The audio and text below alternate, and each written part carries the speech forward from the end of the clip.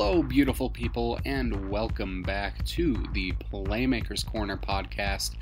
I'm your host for this episode and the next one, Gideon, and today we are going to be covering the first 9 of my 18 previews in this cycle, where we will be covering schools including Fossil Ridge, Fort Collins, Rocky Mountain, Poudre, Longmont, Windsor, Thompson Valley, Severance, and Bear Creek. Kind of random to have Bear Creek in there too, I know, but we're going to be going through this, covering all 9 of these in this episode.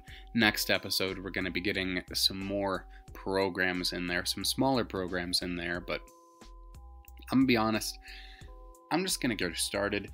But first, I'm going to say, if there is an inaccuracy in this that developed after the date of July 6th, 2024, I'm sorry about that. But that's the day I'm recording this, July 6th of 2024. So, I can't predict the future.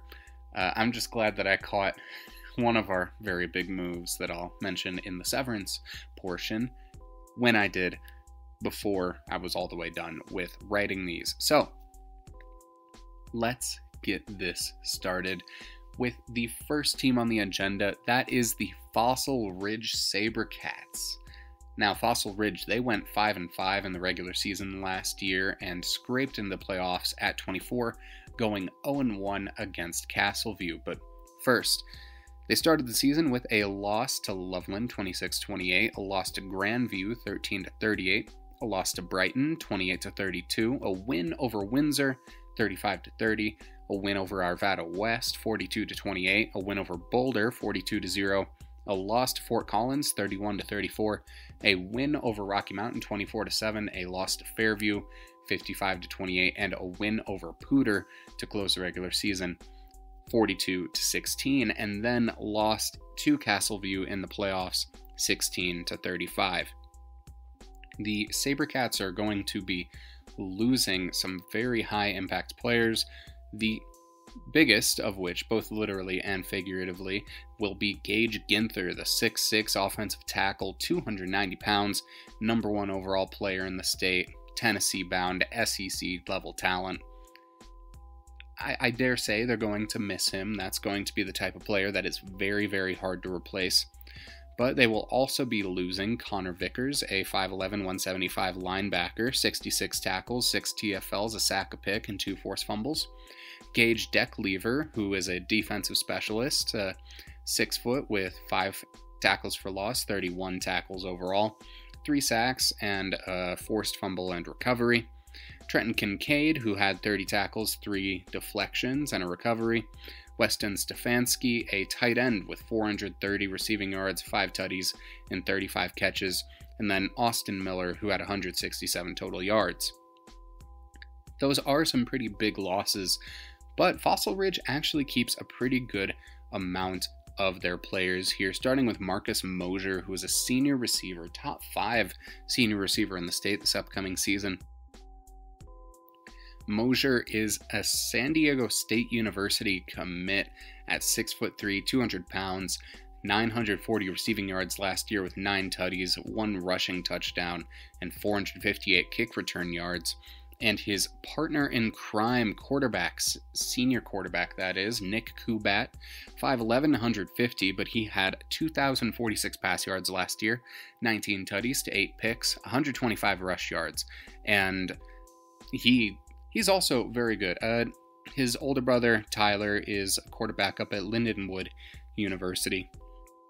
So, very good family lineage there. Next up, we have Nate Cheshin, a 6'0" Academy product, absolute dog. He's going to be a senior this year on the offensive line, 6'4", 270 pounds. He's got a couple of D2 offers from schools like Sioux Falls, but all around looking forward to seeing him play this year. And another guy that I'm looking forward to is Colton Pollack, a senior who is a DU, Denver, that is, lacrosse commit.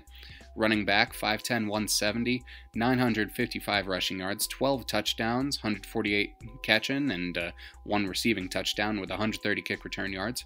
You have Luke Kristen with 65 tackles, 6 for loss, a pick, and a deflection.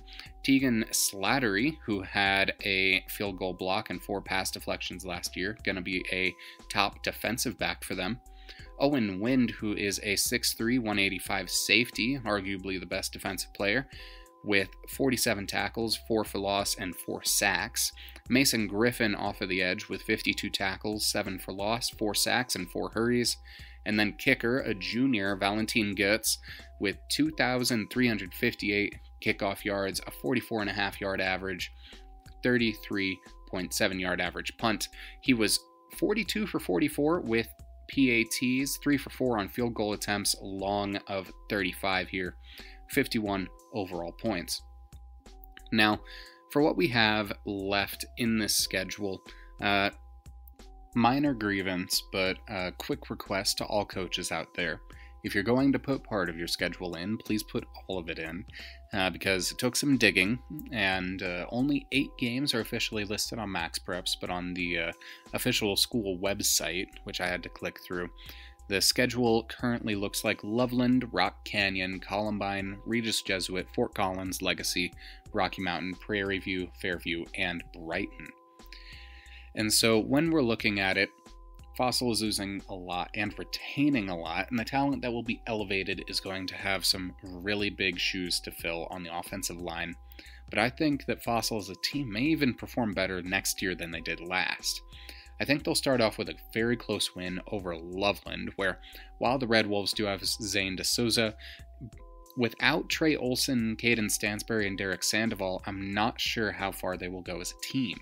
The secondary is probably going to give Nick Kubat some trouble, but I give the edge to Fossil here because Loveland has a lot to figure out at this point in the season, while Fossil, even though they are losing some big pieces, are basically set in their scheme. Next is Rock Canyon, which is going to be another difficult matchup. The Jags are graduating Wyoming commit Spencer Rathbun and Air Force commit Chaz Barnett, and while Tyler Meyer is going to ascend here, the Jags were a playoff team last go around, but they are losing a lot of the talent that made them special. This is also a team that only beat Poudre by 20, while Fossil beat the Impalas by much, much more. So I give this to Fossil. Then comes what I think is going to be a loss to Columbine. Fresh off of a state championship, the Rebels may be losing some talent, but their system is what gets them wins and has since the 90s. Keeping one of the best offensive lines in the state, Griffin and Wind have a really hard time containing the Rebel run here, is what I'm predicting, and so I think Columbine will prevail. Next comes Regis Jesuit, and the Raiders are losing the two biggest pieces of their offense, in my opinion, in Albert Medina and Jaden Thermidor.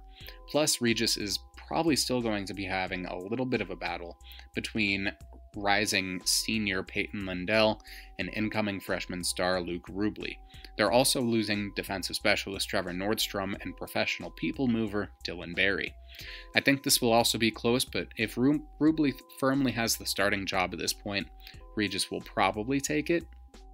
But if the Raiders are still in the midst of that transition of QBs, then I think Fossil has a chance. Fort Collins is a very difficult game to look at, and this was my game of the year last season, and one of the largest upsets of the year as well. This won't be played at Canvas this year, and one look at Fort Collins and their record from last year, you might think this will be another easy win. However, I think the Lambkins are gearing up for a playoff run. And, I mean, they have a top 5 offensive lineman in the state, multiple D2 level offensive linemen around him, Justin Cranford at quarterback, and Caden Souders at linebacker. I think this might even be a bit of a trap game for Fossil again. I think Foco will pull off the upset again, but just barely. It's not close enough that I'll be able to say for sure, but this will be a close one, and if the Sabercats play this one even half as poorly as they did last year, this may go badly. Legacy is another tough team to look at, but I think Fossil will overcome here. They have star running back Tyler Anderson as the focal points of that offense, and with losing Cullen Lerma and Kai Studebaker, I am very worried about the Lightning next year. If junior quarterback Devin Kirchevel goes off, this could be a great duel between him and Kubat. However, the loss of Amari Bursey is going to hurt most, as this drops the Lightning defense below the level of Fossil's offense in my eyes. W for Fossil. Next is Rocky Mountain. The Lobos are, first and foremost, losing former Opoi finalist Abe Chatilla, and with only 3 games worth of stats for Rocky Mountain, it's hard to gauge, but they're losing some major pieces like Caden Major, Charlie Sparks, and defensive specialist Michael DeLapp. The Lobos will be in tough shape, so this should probably be a win. Prairie View is going to be up next as they are a new addition to this league, and it's no secret that the Thunderhawks have been hot mid for a long time. Though they keep their 1,500-yard quarterback in Riker Searle, they are losing their top rusher, receiver, and 7 of their top 8 tacklers. I think this should be a relatively easy W for Fossil. After that is Fairview, who are losing quite a bit. CU commit Cole Mathis, Penn State commit Beckham Kritza, Rowan Reisner, Chase Hines, and Ben Hawley. These are all D1 or D2 level players, and even though they do have a few bright spots in guys like Jordan Retchell, Ryder Villarreal, Brock Kolstad, Wyatt Keegan, and Torrey Davis, along with quarterback Jet Howard, who's going to step up, this is going to be a fun game to watch. However, I think Fairview has the defensive edge and are close enough on offense that I feel the Knights will probably win 3 times out of 4. The other one is instances where the coaching for Fairview results in the wrong type of play at the wrong moments, like last year in the playoffs against Fountain Fort Carson. In all likelihood, though, I think this will be the SaberCats' first loss in a while, but give them the kick they need to make a potential playoff push. Finally, I have Brighton. The Bulldogs, with the least generic version of that logo, actually made the playoffs last year. They beat Fossil 32-28 and retain many of the top players from that roster. Yes, they're losing Jackson Kwame and Owen Taylor, but they keep Blake George, Jeremiah Ramos, and Bryce Bravo Packer. They also retain Zach Weber defensively, who may give Kubat some trouble. I see a close game, but with Fossil coming out on top. I think losing two-way Isaiah Shope will be the breaking point for Brighton this time. But this is going to be a hard-fought game. My prediction for Fossil Ridge here is that it's probably going to be a 7-3 year with a window of wins from 4 to 7. And I see them heavily contending in Fort Collins for the city championship and finishing top 3 in this league. So again, I see wins over Loveland, Rock Canyon, Rocky Mountain, and Prairie View here, with losses to Columbine and Fairview, with close games against Regis Jesuit, Fort Collins, Legacy, and Brighton. So that again gives us a window of wins of 4 to 7. I think 7 is probably a good finishing point for Fossil Ridge, and really that's a pretty good outcome for this schedule. I see a probable playoff appearance here from the SaberCats.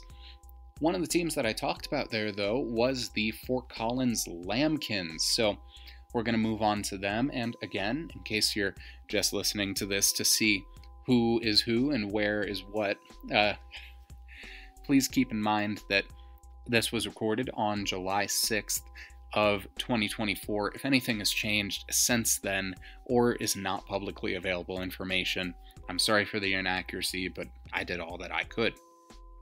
So, looking at Fort Collins, they went 2-8 in the regular season last year, starting with a 21-56 loss to Ponderosa, a 0-63 loss to Mountain Vista, a 24-26 loss to Windsor, a 31-35 loss to Cherokee Trail, a 57-13 loss to Columbine, a 38-17 loss to Rocky Mountain, a 34-31 win over Fossil Ridge, 28-56 loss to Fairview, 10-17 loss to Poudre, and a 42-0 win over Boulder.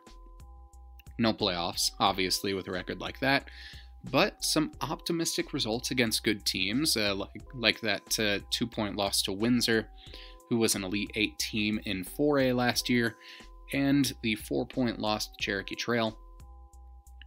Honestly, and even the 7-point loss to Poudre, those are 3 games that were within 1 score, and, field goal and 2 touchdowns there. That turns into a 500 record. But Fossil Ridge are losing some really good and quality players like Joel Lopez, the Chadron State commit, who is a 6'1", 180 safety/kicker. He had 112 tackles, 2 picks, a sack, 2 tackles for loss, and was also, at kicker, had 22 touchbacks, 873 punt yards, went 24 for 25 on PATs, and was 5 for 10 on field goal attempts with 39 points total.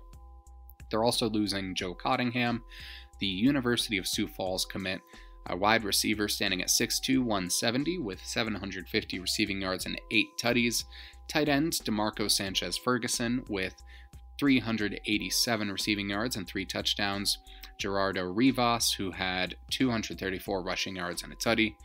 Kevin Lozano, who had 214 rush yards. And then Nolan Migdal, who had 8 pass deflections and 25 tackles with an interception. Despite that, I do think that the Lambkins have a pretty solid returning roster for next season, starting with Mason Bandhauer, who's going to be a junior offensive tackle, standing at 250 pounds at 6'5", is one of the top-rated players in this class, with offers from CSU, Wyoming, Oregon State, Mississippi State, Washington State, Boston College, Iowa State, Kansas, Oklahoma State. Next is junior quarterback, Justin Cranford, standing at 5'11", 160. He had 2,130 passing yards last year, with 14 touchdowns to 15 interceptions and 2 rushing tutties. So certainly room to improve there, but he has a solid shot at becoming one of the better quarterbacks in 5A, I believe. Then we have Ben Hopper, who is a senior interior offensive lineman, 6'3", 270 pounds there, so very solid frame. Then we have Ben Rios, who is a Chadron State commit. He is a 6'4", 245 tackle/DN, should be pretty good opposite tackle of Bandhauer. You then have Jacob Koskry, a senior DT, 6'2", 270. Not very many tackles last year, but I'm expecting him to step up here and become a key contributor on this defense. Then we have Caden Souders, a 6', 190 linebacker with 103 tackles, 8.5 for loss, 4.5 sacks, and a field goal block. Levi Harrison, who is one of the top kick returners in the state. He had all around 54 rushing yards, a rushing touchdown, 735 receiving yards, 3 touchdowns there, and then 694 kick return yards, and was the only returner with substantial targets. Then we have Jack McKeon, a junior running back with 179 rush yards and 3 tutties, and Porter Park, a linebacker with 72 tackles, 8 of which were for loss, and 5 deflections. On the schedule this year, we have a very interesting compilation of teams: North Glen, Eagle Crest, Poudre, Erie, Fossil Ridge, Horizon, Fairview, Rocky Mountain, Brighton, and Prairie View. Starting with North Glen, the Norse are losing their quarterback, second rusher, second receiver, third and 7th tacklers. However, the Norse aren't losing much else outside of that. They are retaining Chris Driver Wilburn on defense and their top offensive weapon in Josiah Stevenson. In the battle between teams coming off of okay at best seasons, I think Fort Collins will prevail.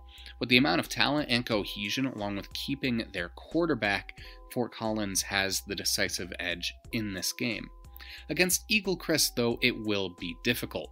Eagle Crest is graduating 4 different players that made our top 5 list and are retaining a lot of their playoff core. With Joe Steiner, Tamario Walters providing pressure, Ramaje Owens, this should be a fight. However, I give the edge to Fort Collins due to what appears to be a lack of size for Eagle Crest's line heading into next year. I may be wrong, but as of July 6th, there are no returning players that were on last year's roster that were over 6'3 and 240. For a line that had multiple players over 285 last year, this will be a very tough loss.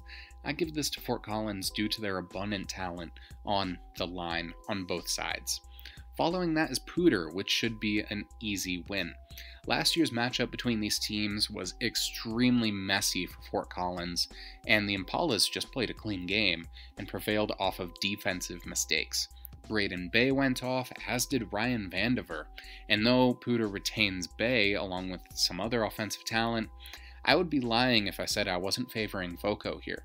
I'll get more into why during my Poudre preview, which is coming up with individual players, but they're losing 4 of 5 top rushers, 5 of 7 players who caught even 1 pass, 8 of 11 top tacklers, all 4 sacks, and 60% of their interceptions. If FOCO doesn't win this game, then I am extremely concerned for their season's trajectory, and I'll say win for the Lambkins now. Then next week, the Lambkins are taking on the reigning 4A champions in Erie. The Tigers are losing 4 top 5 players in Blake Barnett, the quarterback, Blake Barnett, the safety, and the Cogill twins. It is unclear who the quarterback is going to be, but RB1 and RB2 are Gavin Lusk and Braylon Tolliver. Carson Hageman is also shaping up to what may be a legendary level defensive season. My one concern, similar to Eagle Crest, is the line, with Cole Powell being the main piece. I think it will be tougher to move the chains this year than last for Erie, and it will be really interesting to see how these linemen square up. I like watching Fort Collins, but I'm not sure that outside of Columbine, the Lambkins will have played anyone on this level in a while. Combine that with Jeff Geiger's coaching, and we have a fun, but probably not very close game in Erie's favor. Next up is Fossil Ridge, and like I said in that last preview, last year's game was my game of the year with a defensive masterclass from Joel Lopez, one of my favorite players I've ever watched. I think it'll be close again, but I think I can't decide here. With Fossil losing Gage Kinther, this will be a much closer battle in the trenches, and the amount of talent being elevated at FOCO has had their teeth cut already. Nick Kubat is good, but I think Cranford is on that same level. The main problem will be Marcus Mosier, who is an insanely good receiver, and the question then becomes, will Kubat be able to get a good pass off to him with the pressure he is sure to receive? Maybe, maybe not. I honestly think that this game between FOCO and Fossil will help determine the path of both of these programs' seasons. Whoever wins that game probably comes in second in this league's and makes the playoffs. The other team comes in third and has a much tougher road to the playoffs, and I'm not sure that they make it. Following that is Horizon, though, and Alex Birch, their quarterback, is a top 3 senior QB in the state. It's between him, Madrevsky, and Gavin Ishmael. Outside of Birch, though, the only other player that I trust in a big moment is Jeremiah Martinez. If the Hawks get Camden Cottrell involved more, I could see this being a 2-score game, but more often than not, FCHS takes this one. Following that is Fairview, which I think goes the other way.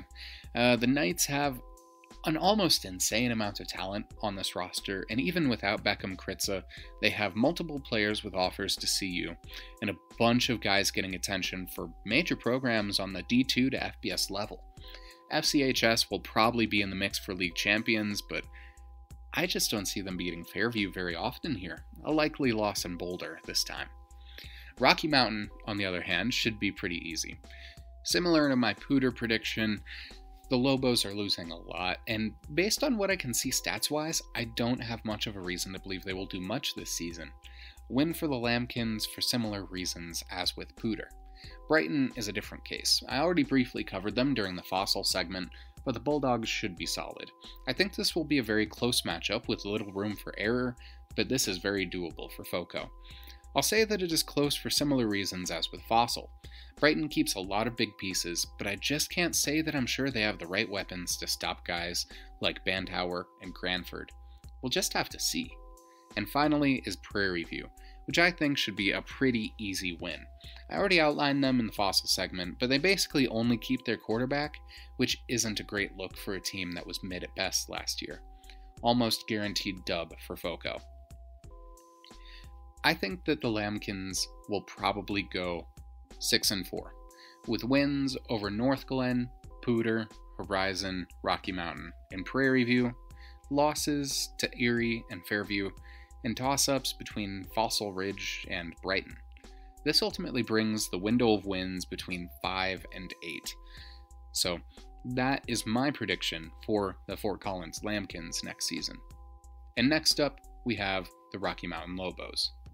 Rocky Mountain went 4-6 last year, starting off with a win over Chaparral 20-16, a 0-24 loss to Cherokee Trail, an 0-42 loss to Legacy, a 9-34 loss to Eagle Crest, a 3-23 loss to Horizon, a 38-17 win over Fort Collins, a 26-0 win over Poudre, a 7-24 loss against Fossil Ridge, a 35-10 win over Boulder, and a 22-64 loss to Fairview.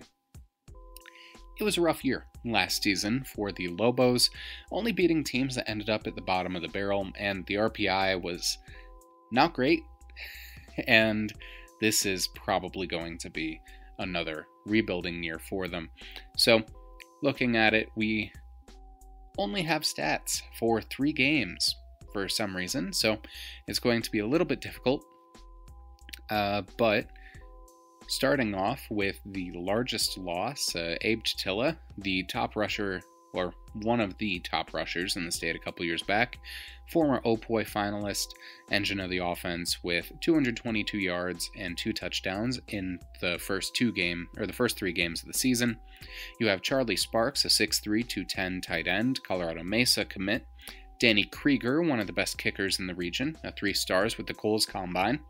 Michael DeLapp, a Fort Lewis commit, defensive end, one of the better defenders in the city. Caden Major, who was one of the better defensive linemen in the region. And Gio Marconi, who is a pretty solid linebacker who will be missed. And in terms of key returners, please remember, I only have stats for 3 games, but the likely starter at quarterback is going to be Brady Millette, a junior, 78 pass yards and 48 attempts, no touchdowns to 8 interceptions. The other contender for quarterback is probably going to be Riley Honick, played quarterback for his freshman year, 158 pass yards, 1 tutty, 3 picks. Then we have Isaac Simpson, who in the 3 games had 9 tackles and a pick, Owen Roncio with 5 tackles and a sack in 3 games, and Cody Arnett, a junior running back who had 77 rush yards in 3 games. Looking at the schedule, the Rocky Mountain Lobos will be facing North Glen, Legacy, Broomfield, Cherokee Trail, Poudre, Brighton, Fossil Ridge, Fort Collins, Prairie View, and Fairview. So, again, please remember, I'm doing all of these assessments off of the 3 games worth of stats from last season as of July 6th. So, as noted during the Fort Collins segment, North Glen is losing some of their top pieces and only went 3-7 last year, but their wins were against even worse 4A teams than the Lobos' wins were against in 5A. However, I think that the Lobos are losing more overall, and this will be a close game because of it. However, I think that Rocky Mountain should come out on top since they at least have a couple of guys lined up at cornerback and some solid defenders, even though that line is going to be a little bit light. Next is a Legacy, who I do not see Rocky Mountain beating, as the Lightning are losing some of their top players, but they keep their quarterback, top running back, and 7 of 11 top tacklers. Legacy, by no means, they're not going to be a top 10 team next year, but they should be enough to beat Rocky Mountain. Next is Broomfield, who are an insanely good team with some top-level players on it, like Tyler Cruz, C.T. Worley, Mikael Benner, Mason Smiley, and many more here. And this is a team that made the Final Four in 4A last year, and they're retaining much of that talent and experience. Many of these guys were starters on that championship team just 2 years ago, and I see very few worlds where Rocky Mountain wins this game with everything that they're losing.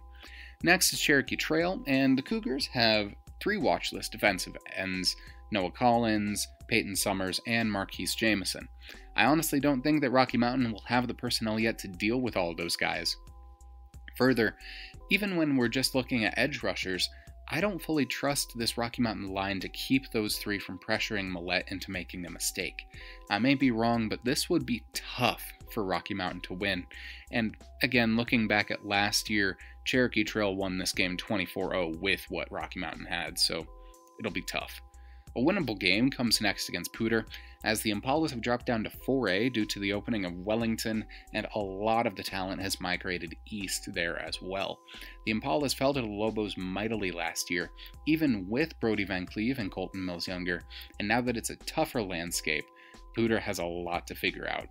While both teams have probably lost the same aggregate amount of talent, Poudre already lost by 24 last year, and I think it'll be a similar result. Then comes what I think may be 3 straight losses. Starting out with Brighton, the Bulldogs beat Fossil Ridge last year, who clobbered Rocky Mountain, and beat Poudre worse than Rocky did within 3 weeks of each other. Yes, the Bulldogs are losing some talent, but not enough for Rocky Mountain to be able to step up in my eyes, especially with what they're going to be losing. Then it's Fossil Ridge coming off of a playoff run. The Sabercats retained some of the top talent in the city who have cut their teeth and blew out Rocky last year. Fossil Ridge is largely the same team, so they should probably win. The only real reversal of last year's schedule coming in this stretch, I believe, is against Fort Collins. Now, Rocky Mountain beat them last year, but I believe that FOCO will be a fringe playoff team next year, with Bandhauer, Cranford, Costry, Rios, and Souders, among others. I don't think that the Lobo offense will have the same scoring power or defensive versatility that Fort Collins is going to have, so I give this to the Lambkins. The next one that should be close to the bottom of this league, Prairie View. The Thunderhawks did end up beating a couple of quality programs last year, but they, as previously noted, are losing much of their top talent. This is a team that I think has been and will be mediocre for a while. However, I see Riker Cyril causing problems in this matchup. I believe that his chops will make this a close game, as I'm not sure who outside of Simpson will stop him on the secondary, and who will provide pressure on that defensive line. I think this is going to be a close game, but if you had to pick, I give the edge to Prairie View. Finally is Fairview, which I think is going to be almost as tough, if not tougher, than the Broomfield game. I think the coaching is more on Rocky Mountain's level, but the talent is off the charts better. I have Fairview winning the 5A I-25 North League right now for a reason. So that brings us to the conclusion. Again, this is based off of only 3 games worth of stats, but in my mind, this is a 2-8 team. Keep in mind, Rocky Mountain listeners, that I only have stats for 3, and I want you to prove me wrong. I don't like predicting losing records, but with what I'm looking at here, I'm seeing likely losses to Legacy, Broomfield, Cherokee Trail, Brighton, Fossil Ridge, Fort Collins, and Fairview. The only win that I think is guaranteed here is over Poudre, and I see close games with North Glen and Prairie View. This is going to be a tough season. I think the floor is 1 win and the ceiling is 3. And yeah, 2-8 is probably most realistic here. So, sorry about that. That's just how I see it. Following that, we have one of the most unique mascots in the state. We have the Poudre Impalas. Kind of funny. Year before, when I first started covering teams, the very first game that I went to was Poudre versus Castleview, and for a while I kept pronouncing it Poudre. I guess I don't know why I did that, but I did. So, moving back forward to last year, the Impalas went 3-7 last year, starting off with a 0-20 loss to Rock Canyon, 7-36 loss to Castleview, 19-21 loss to Prairie View, 0-42 loss to Brighton, 27-7 win over Monarch, 0-56 loss to Fairview, 0-26 loss to Rocky Mountain, 40-3 win over Boulder, 17-10 win over Fort Collins, and 16-42 loss to Fossil Ridge.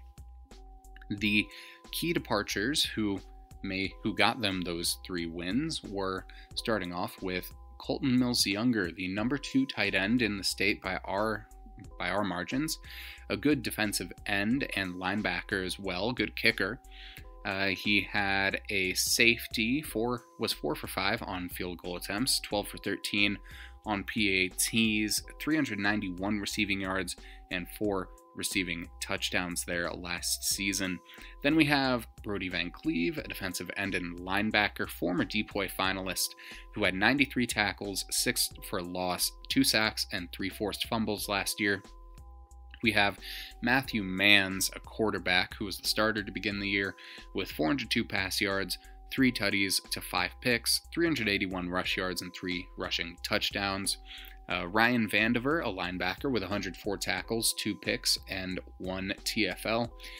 Evan Griffiths, who probably would have been an honorable mention for DPOY without injury, but he was injured.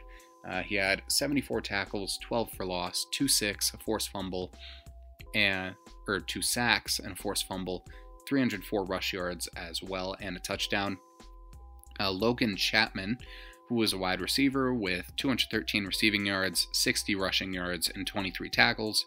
Nathan Neesant with 87 rush yards and a tutty. Matthew Jimenez, a cornerback with 4 picks and 24 tackles. And then Drake Miller, a DTO lineman that was 6'1", 200. In terms of key returners, this is going to be a bit of a light section. We have Pierce Decker, a junior offensive tackle who is 6'7", 232. Bit of a lighter tackle, and if he plays in college, he may make the move to tight end or permanent D end, but should be one of the better players in the city. Braden Bay, who was a starter at the end of the year at quarterback. He'll be a senior this go around, and he had 525 pass yards, 4 tutties to 6 picks, 55 rush yards, and a single touchdown on the ground, that is. You have Braden Meyer, a 5'10", 185 running back with 240 rush yards, 2 touchdowns, 83 tackles, 6 for loss, 1 pick, and then a forced fumble and recovery. Jackson Thole, a receiver/corner, 6'2", 165. He had 156 receiving yards, a touchdown, 34 tackles, and a pick. Quentin Orr with 38 tackles, and then Seth Macias, likely starting center at 5'11", 240. Looking at the schedule for the Impalas, the schedule isn't fully published on Max Preps yet, but going off of the teams that are in their league, we have to insert Greeley West and Frederick in here. Looking at the schedule, they currently have Monarch, Timnath, Riverdale Ridge, Fort Collins, Golden, Rocky Mountain, Greeley West, Frederick, Silver Creek, and Loveland on there. They did make the move down to 4A after losing a bunch of population over to Wellington, because all of the people over in Wellington were currently slated to go to Poudre, so guys like Cash Altschwager, Tanner Gray, they would have gone to Poudre, but now everybody is starting to funnel over there, so they're losing some population. But I think this will be a rebuilding year for them, as most of the teams in the schedule, most of these teams are going to be tough, with the exception of Greeley West and Silver Creek, really. But looking all around on it, we need to start with their first game, which is against Monarch. So Mohai, they're losing their arguable best player in Owen Mellish, along with their leading rusher, Brody Gray. They're bringing in a new coach, Jeff Santee, after Aaron Paddock departed. But they will be keeping their quarterback, Riley Montemayor, who is a year ahead of schedule. I see Montemayor as a potential Opoy candidate, so I think he's going to make a lot of noise, and this is probably going to be a pretty close game, as the Yotes are losing a good amount of talent and cohesion that brought them to the playoffs last year. Poudre is keeping their coach know a bit more about who can do what due to the volume of injuries they had last year, and won this matchup by 20 last time these two faced off, so I give them a slight edge, but I will not count out Mohai here. That's just me, though. Next up is Timnath, which, as far as I know, is going to be the first game where a team that was 5A the year prior faces a team that was 2A the prior cycle. The Cubs are losing their Quarterback, Jackson Craig to transfer, but that's all. 2025 will be their first class of seniors, and honestly, I think Timnath has a slight edge here. With a new offensive coordinator, stability in the head coaching position, and experienced defensive players like the Hochhalter brothers, and getting a very good skilled position player in Braden Pollier back, I'm not sure who on Poudre will be able to get past them defensively, but I honestly don't know who on Timnath is going to be able to stop Pierce Decker. But I don't think there are many guys on Poudre that can stop Jackson Barker either, who's their star wide receiver. It is early in the season, and Timnath does have some stuff to figure out, filling that hole at quarterback and figuring out a little bit more about that offensive scheme. And with Poudre being a former 5A squad, I cannot count them out in this game, but I give the slight edge to Timnath here. It's going to be a tough one for Poudre. Following that is another team that formerly occupied a lower classification, the Riverdale Ridge Ravens. Now, the Ravens made the playoffs for the first time last year under the stewardship of HC Wayne Voorhees, who was a finalist in our Coach of the Year race. The Ravens are also newcomers to 4A, but they're keeping a lot of what made them successful. They're losing All-PMC tight end Marcus McFadden, who was also their leading receiver and scorer, along with kicker Isaiah Bustamante, and their top 3 tacklers, which includes Levi Jane, who's going to Colorado Mesa. But they do return quarterback Isaiah Medina, defensive tackle Sam Vasquez Lopez, cornerback Isaac Alvarez, and lead rusher Diego Galvin. I don't know who on Poudre will be able to stop this Ravens squad, and the only guy I don't think Riverdale Ridge doesn't have an answer for is Decker. I like Decker, but you can't leverage your game on one 6'7", 230 tackle. I think that Riverdale Ridge may pull off the win against Poudre here probably about 70% of the time. Next is Fort Collins, and as is noted in that segment, FOCO was extremely sloppy in this game last year, and Poudre needed a lot of players to go off in that win for them. Unfortunately, most of the guys that did go off in that game have graduated, and while FOCO is losing 2 of their top players, most of their roster is staying and getting better. Poudre has graduated a ton and are simply getting worse. I give it to FOCO. Next is Golden. Matt McDougall took a team that lost a borderline top 5 quarterback and improved on it, getting an 8-2 record and the 6th best defense in 4A last year. Even though he is losing Montre Strickland and Mason Labrie, senior quarterback Callan Hufford is likely to get better, and the 2nd through 4th best receivers are all returning, with 750 yards and 7 touchdowns between them. The problem in Golden is that 9 of 11 top tacklers are graduating, as are the top 4 threats in the secondary and top 2 sackers. Regardless, there were very similar thoughts about Golden heading into last year, and I can see them putting together a good campaign. Regardless, I think Golden wins this one more often than not. This may be a shootout if Golden's defense doesn't shape up, but I don't see Poudre's defense being able to keep up with the Demon offense. This game will probably end something like 49-35 in Golden's favor. After that is Rocky Mountain, which I think will be a loss. I said this in their segment, but the Impalas and Lobos are losing about the same amount of talent heading into this upcoming season, but Rocky Mountain beat Poudre by 24 last year, and with both teams getting worse by the same amount, I see Rocky Mountain pulling through again. The following week, I see one of the only guaranteed wins of the season for Poudre, Greeley West. I'm also presuming that they play West before Frederick, but that's kind of beside the point as neither are listed on the schedule right now. But they're in league, so they have to play them. West has been one of the worst teams in the state for a couple of years now, in like the same echelon as Gateway, Adams City, and Thornton. And one of their few saving graces has been David Lopez, who is off to play NAIA at Hastings College. West only beat Greeley Central last year, and just about every player who played a meaningful down for them has graduated.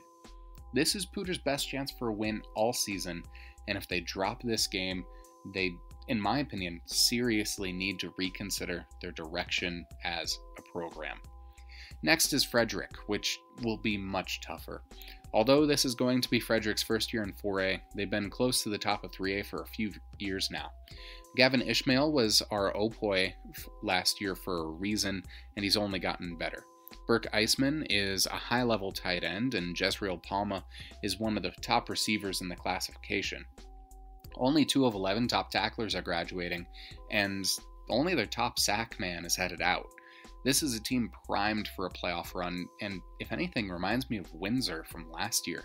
They may not have much size, but they're going to be fast, and I think Frederick wins this matchup about 70% of the time. Silver Creek is up next, and this is the only other win I will slot in for Poudre this year. The Raptors are coming off of a 3-7 season and will be losing every player on offense who had a meaningful snap, including Adams State running back Cole Rogers. On defense, they fare slightly better, keeping Ibrahim Kabor, their top tackler, but really, David Tan is the only other real threat that this defense poses. Even Poudre, with their immense losses, will probably win this game 90% of the time, and unfortunately, I wouldn't be surprised if Silver Creek won less than 2 games. Finally, for the finale, is Loveland. I think the Red Wolves will probably take this one. Despite Loveland's losses that I noted in the Fossil Ridge section, I think they're retaining some good talent, like Zane D'Souza, and they will probably have their scheme figured out at this point, unlike when they play Fossil Ridge.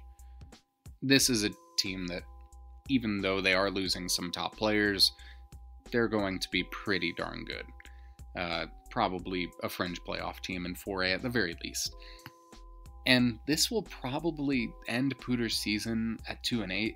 I can see the Impalas being a 4-6 team, depending on the swing games in Monarch and Timnath, but those are more due to extenuating circumstances surrounding those teams. In my opinion, Poudre has to start the rebuild, and I know it's tough, because talent like Jordan Neeson, Quentin Harms, Jones Thomas, Colton Mills Younger, Brody Van Cleef, those don't come every day. And Wellington is siphoning a lot of those good players. It's gotten tougher. But I do see a path where Poudre makes it back to the playoffs in a couple years if they play their cards right. And I also want to say, I do not enjoy predicting that teams do poorly. I want you to succeed, and I'm just going off of what I saw this team do last year, and based off of what this team did last year, they already didn't do very well, and they're losing a lot of the players that elevated them to the wins they did get. I hope that Poudre is able to make a comeback, and I'm rooting for you. Again, just running through here, I see toss-ups against Monarch and Timnath here, losses to Riverdale Ridge, Fort Collins, Golden, Rocky Mountain, Frederick, and Loveland, with probable wins over Greeley West and Silver Creek to end out Poudre. After that, though, we have the Longmont Trojans, who went 5-5 in the regular season, 0-1 in the playoffs last year. Only the second of the 5 teams we've talked about so far to make the playoffs. Started off the season with 3 straight losses, a 14-42 loss against Broomfield, 28-29 loss against Windsor, and a 39-47 loss to Denver South. Then they got a pretty good win streak going, a 34-28 win over Far Northeast, a 48-6 win over Skyline, 49-13 win over Greeley West, 35-6 win over Silver Creek, 48-31 win over Monarch, and then 2 losses, a 13-57 loss to Erie and a 15-48 loss to Loveland, before entering the playoffs and falling to Pueblo West 42-55. In terms of key departures, we start off with Cole Gaddis, the Colorado Mines commit, the number 23 player in the state, linebacker slash running back, MVP finalist, one of the best players I've been able to watch live. He had 1,400 rush yards, had 20 of the 33 rushing touchdowns for Longmont this year, 76 receiving yards, 1 touchdown there, 78 tackles, 2 for loss, 1 sack, 1 interception, 2 pass deflections, 1 forced fumble, 1 recovered, and 3 conversions. Jesus. Then we have Grant Cummins, who was injured in Game 5, but was 3rd on the team in sacks with 2, 17 tackles, and was a 4-year varsity guy. Hunter Knight, who was a DT with 45 tackles, 2.5 sacks, 3 hurries, and a field goal block. Isaiah Prospero, an all-around lineman, 3-year varsity guy, 54 tackles, 2 for loss, 3 sacks, all-around good dude. Kobe Dirksen, who had 69 tackles, 3 for loss, a sack, 3 pass deflections, and 24 receiving yards. Davis Paulette, the tight end, he had 129 receiving yards, a touchdown, 17 tackles, and a sack. Parker Mills with 133 receiving yards, 22 tackles, and 3 pass deflections. And Levi Sheck with 342 receiving yards, 2 touchdowns, 29 tackles, and 33 kick return yards. In terms of key returners, the main guys are Colby Holmes, the 5'9", 160 quarterback with 1,961 pass yards, a 17-11 touchdown interception ratio, 623 rush yards, 13 touchdowns there, so the other 13 touchdowns on the team outside of Cole, 762 kick return yards, and is arguably one of the best kick returners in the entire state, maybe the best. Then we have wide receiver Joey Foote, going to be a junior this year, 6'2", 185, all PMC last year, by the way. 1,100 receiving yards, 12 touchdowns, 119 kick return yards, and 26 tackles. Then we have Ethan Atherton, a junior tackle, 6'4", 260. His older brother, Noah, was at South Dakota State, transferred to Colorado Mines, and Ethan is slated to be one of the top linemen in the state and is just an absolute powerhouse in the trenches. Already has an offer from Colorado Mines here, so very good player. Then we have Ty Gaddis, the sophomore kicker slash corner. He's about 6'1" with 28 tackles, 1 deflection, 3,000 kickoff yards, a 47.5 yard average, 31 of 37 on PATs, and 2 for 2 on field goal attempts. Then we have Logan Johnson, the senior athlete, who had 44 rush yards, 21 receiving yards, 41 tackles, 3 picks, 2 pass deflections, and 1 field goal blocked last year. Cole Gaddis is also quoted as saying he's one of the most athletic guys he's ever met, so there's that for you. Slated to be one of the top DBs in the state. Then we also have Edgar Calderon, a senior DB with 36 tackles and 2 deflections. Jaden Ramirez, a sophomore linebacker with 33 tackles and half a sack. Then we have Enzo Delovadico. Took me a couple times to get that, but he's a senior linebacker with 25 tackles. In terms of the schedule, the Trojans are currently scheduled to play Monarch, Windsor, Silver Creek, Palmer Ridge, Thomas Jefferson, Broomfield, Grand Junction Central, Skyline, Riverdale Ridge, and Adams City. First up, we have the absolute classic that will be the game against the Monarch Coyotes, and this is always a very competitive game, but I think that this year it will be a 7th straight win for Longmont against the Yotes. Similar to my reasoning for Poudre being close to Monarch, the Coyotes have graduated out a lot of talent and are bringing in a new head coach. Longmont, despite losing big pieces like Gaddis, is returning their coach and many major players. In terms of high-impact two-way players, Gaddis and Prospero are really the main ones that come to mind. I think that Monarch will still be finding their identity this early in the season, and this will allow Longmont the chance to get the dub. Next is Windsor, where Longmont very nearly beat the Wizards last year, and the guys that I have talked to wish that they could get that game back. Windsor is losing guys like Mikey Munn, Hunter Dorrance, Gavin Helm, Henry Jones, Brady Lichtenberg, and it was already close last time around. Longmont was up 16-0 at half and then lost 29-28, and it was not a fun game for them.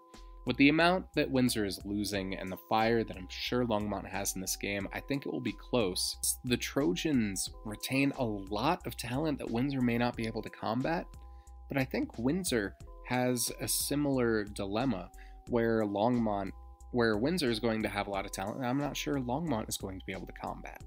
Longmont probably doesn't have an answer on the defensive line for Deacon Schmidt, but do they need to? I don't think so. But Longmont doesn't have an answer for Sam Cooper either. Or Windsor doesn't have an answer for Joey Foote.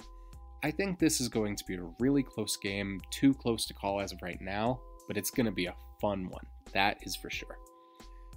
And talking about fun ones, next up we have an almost guaranteed win against Silver Creek. The Raptors have lost their best player in Cole Rogers, and this is going to be a very rough season for them, where I don't see them winning more than two games.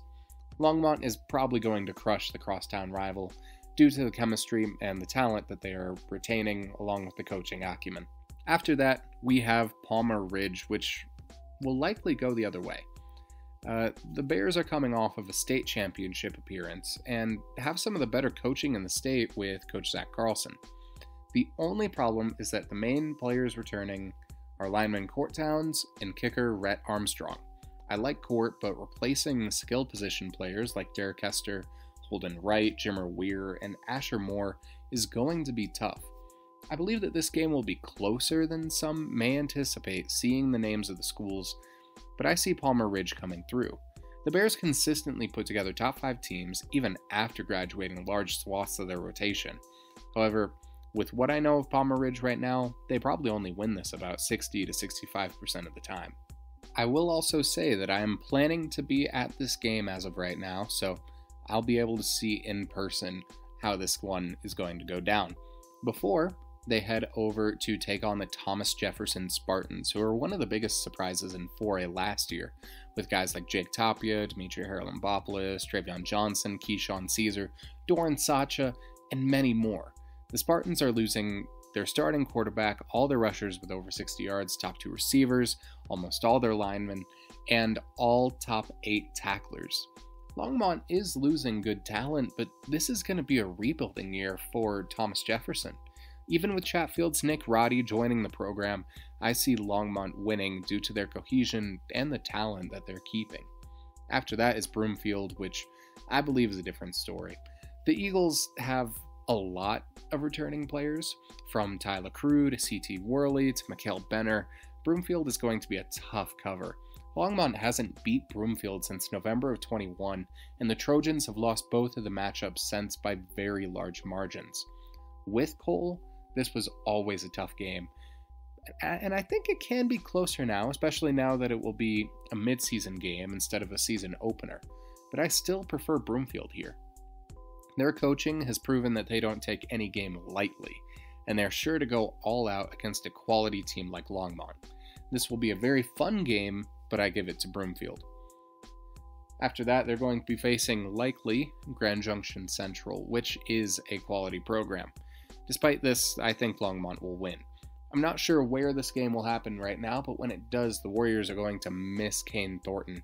Asher Carter is going to be the next man up, along with Newcomer of the Year, honorable mention Torrin Scott, but without Cam Redding and Parker Hall, I don't know how good I feel about a game between these teams for Grand Junction Central.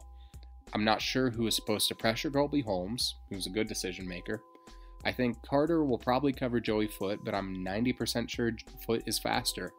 And without Cole Gaddis, it will be interesting to see who on Longmont's defense can stop Scott, but I give the edge here to Longmont. Next is Skyline, who is extremely close to Silver Creek.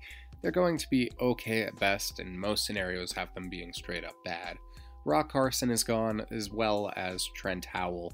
They went 1-9 last year, lost to Longmont by 42. Probably a pretty easy win for the Trojans to rest up before, and insane matchup with Riverdale Ridge. The Ravens will be an interesting challenge and a hell of a coaching battle. Wayne Voorhees has his chops, as does Doug Johnson, and I believe Johnson is heading into year 26, but Voorhees was coaching at Legacy for a number of years before leaving that job to, well, take this one, I believe. Both teams have lost some major pieces going to good schools and are retaining major receivers and quarterbacks. Riverdale Ridge is keeping more defense, while Longmont is keeping more offense. And I honestly can't decide which team I think will win. Regardless, this will be a close and fun matchup, and I think it's probably a 50-50 game. Finally, we close out with Adams City. The Adams City Eagles have been one of the most consistently bad programs in the state for a while, and they're probably a contender for worst program period if Hinckley didn't exist. Adams City has only won 35 games in the past 20 years, where Lyman has won 35 games in the past 3. If Longmont does not win this game, then they seriously need to reevaluate themselves heading into what I believe will be a playoff run or next season. Of these 10 games, I see Longmont winning a minimum of 6 of them. I can see even an 8-2 season right now, but I think 7-3 is most realistic. They will probably win at least one of Windsor and Riverdale Ridge, which I think are their main toss-up games. And then I only really see losses to Palmer Ridge and Broomfield here, with wins over Monarch, Silver Creek, Thomas Jefferson, Grand Junction Central, Skyline, and Adams City. So ultimately, I think that this season has a window of wins of 6-8 for Longmont. Next up in our series of season previews, we have the Thompson Valley Eagles. Yes, the Eagles, very surprising team last year with the hiring of Coach Jamie Steele as HC after years kind of bouncing around, working his way up from an assistant. Last year, Thompson Valley went 8-2 in the regular season, 2-1 in the playoffs. Really, really good year for them. Started off with a 36-15 win over Summit, then a 16-14 loss to Berthoud, a 14-0 win over Loveland, a 14-28 loss to Riverdale Ridge, 44-14 win over Niwot, 31-6 win over Severance, 21-14 win over Mountain View, 43-14 win over Northridge, 41-21 win over Roosevelt, 21-14 win over Res Christian to win the league title for the first time since my mom was in high school. Then in the playoffs, a 21-17 win over Discovery Canyon, a 31-24 win over Northfield, and a 21-7 loss to the eventual state champions in Holy Family. Now, there are few losses when it comes to key departures, but the ones that are here are really big. I'm going to start lowest to move my way up. We have Reese Frick. He had 42 tackles. Karsten Lewis, a receiver who had 137 yards, a touchdown, and 10 tackles. Jackson Mackey with 27 tackles, 2 forced fumbles, 2 recoveries, 173 rush yards, and 2 rushing touchdowns. Justin Sieber, who is on the O-line as a starter, Fort Lewis College commit. Jackson Schabon, starting offensive lineman. Marco Lapierre, who was our 3A defensive playmaker of the year last year. He is also a Brown University rugby commit. He had 514 receiving yards, 8 touchdowns in the air, 7 interceptions, 68 tackles, 1 for loss, 2 fumble recoveries, 1 forced fumble, and 380 kick return yards. And then finally we have Riley Suarez, the quarterback for this team, a Northeastern College JUCO baseball commit. He was briefly going to Chadron State as a wide receiver, but he was an MVP honorable mention for us last year with 1,600 pass yards, 18 tutties to 6 picks, 1,318 rush yards, 18 rushing touchdowns, and 125 kick return yards. Now, in terms of key returners, they will be keeping a key Suarez. We have Landry Suarez, a junior linebacker, with 107 tackles last year. CJ James, a senior defensive end, is up next. He's, in my mind, going to be a likely DPOY candidate. Last year he had 68 receiving yards, 1 receiving touchdown, 61 tackles, 8 for loss, and 7 sacks with a field goal block. Then we have Dane Gray, who is a 6'4", 215 offensive and defensive lineman with 88 tackles, 3 of which were for loss. Then we have Josiah Manu, a 6'5", 290 offensive and defensive lineman, one of the best two-way players in the state, a junior this year. Then we have a senior kicker in Eli Metzger, who was 38 for 40 on PATs, 3 for 9 on field goals, with a 43-yard max. Garrett Hendrickson, a 5'10 senior, likely successor to Suarez at QB, but we'll see. The thing is, he was the only other player to complete a pass last year. He had 48 pass yards, 120 rushing yards, 730 receiving yards, 7 touchdowns in the air, 480 kick return yards, 72 tackles, 2 for loss, and a pick. Then we have Blake Chabon, a sophomore defensive end. His older brother, we mentioned him earlier, was a starter, 6'2", 232, somebody we should be keeping an eye on. Then we have Levi Marr, a 6'1", 295 offensive and defensive lineman with 6 tackles last year, interior offensive lineman as well. We have Christian Chase, who had a down year last year, but had 540 rushing yards, 7 rushing touchdowns, a receiving touchdown, 87 tackles, 4 for loss, and 3 sacks. If that's a down year for you, then I don't want to know what next year is going to look like if you keep on moving up there, Christian.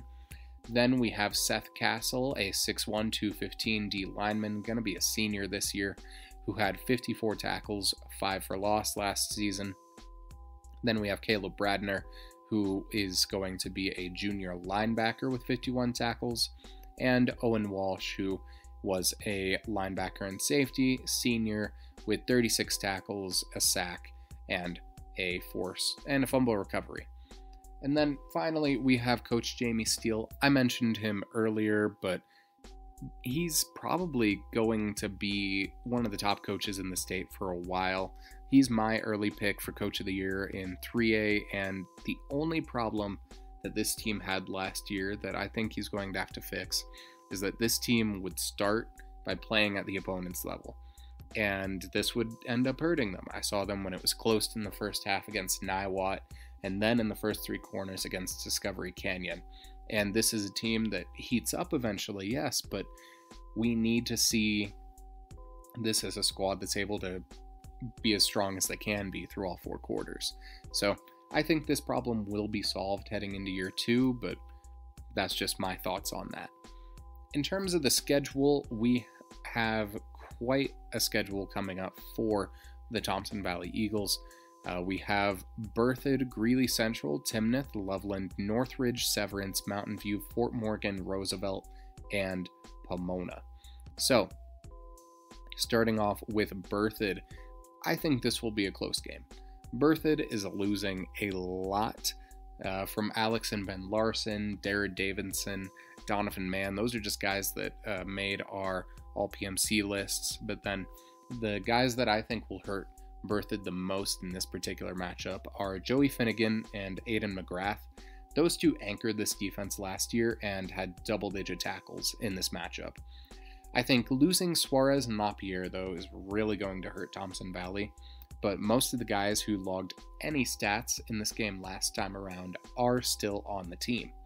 LaPierre was 4th in tackles, while Finnegan and McGrath were 1st and 2nd for Berthoud. Additionally, with this team still feeling themselves out, this is going to be another close game, and while both teams are replacing their quarterbacks, this is going to be a fun one to watch regardless, before we're going to go into one that probably won't be so fun to watch, because the next game up is Greeley Central. And from what I've seen of their schedule so far, they have a tough go of it. Losing Shanoa Trujillo is really tough for them. And their only real returning bright spot is Carlos Cardoza. However, I don't think this will go well for the Wildcats. Central got beat by Niwot by 7 last year, while Niwot lost by 35 to Thompson Valley. I don't think this will be much of a contest. Next up is Timnath, which I think will be a very fun game. I like the Cubs, but I still think they will be figuring out part of their in-game identity at this point. They are having to adapt to a new offensive scheme along with a new quarterback, and outside of that, though, they're not losing very much, but they have to adapt to the move to 3A. My belief is that despite not having anyone equipped to stop Jackson Barker, I don't think there's anyone on Timnath fully equipped to stop CJ James or Dane Gray. I think that those two will be the difference makers here and will be the reason that Thompson Valley wins this game. In terms of Loveland, which is the next contest, Thompson Valley proved themselves as the best team in the city with a shutout of the Red Wolves. This game was decided in the second half, but the top playmaker for Thompson Valley in this win was Christian Chase. Chase is staying, but the only interception for TV was from Marco Lapierre. There wasn't a single 100-yard game from anyone in this matchup, and it was extremely close.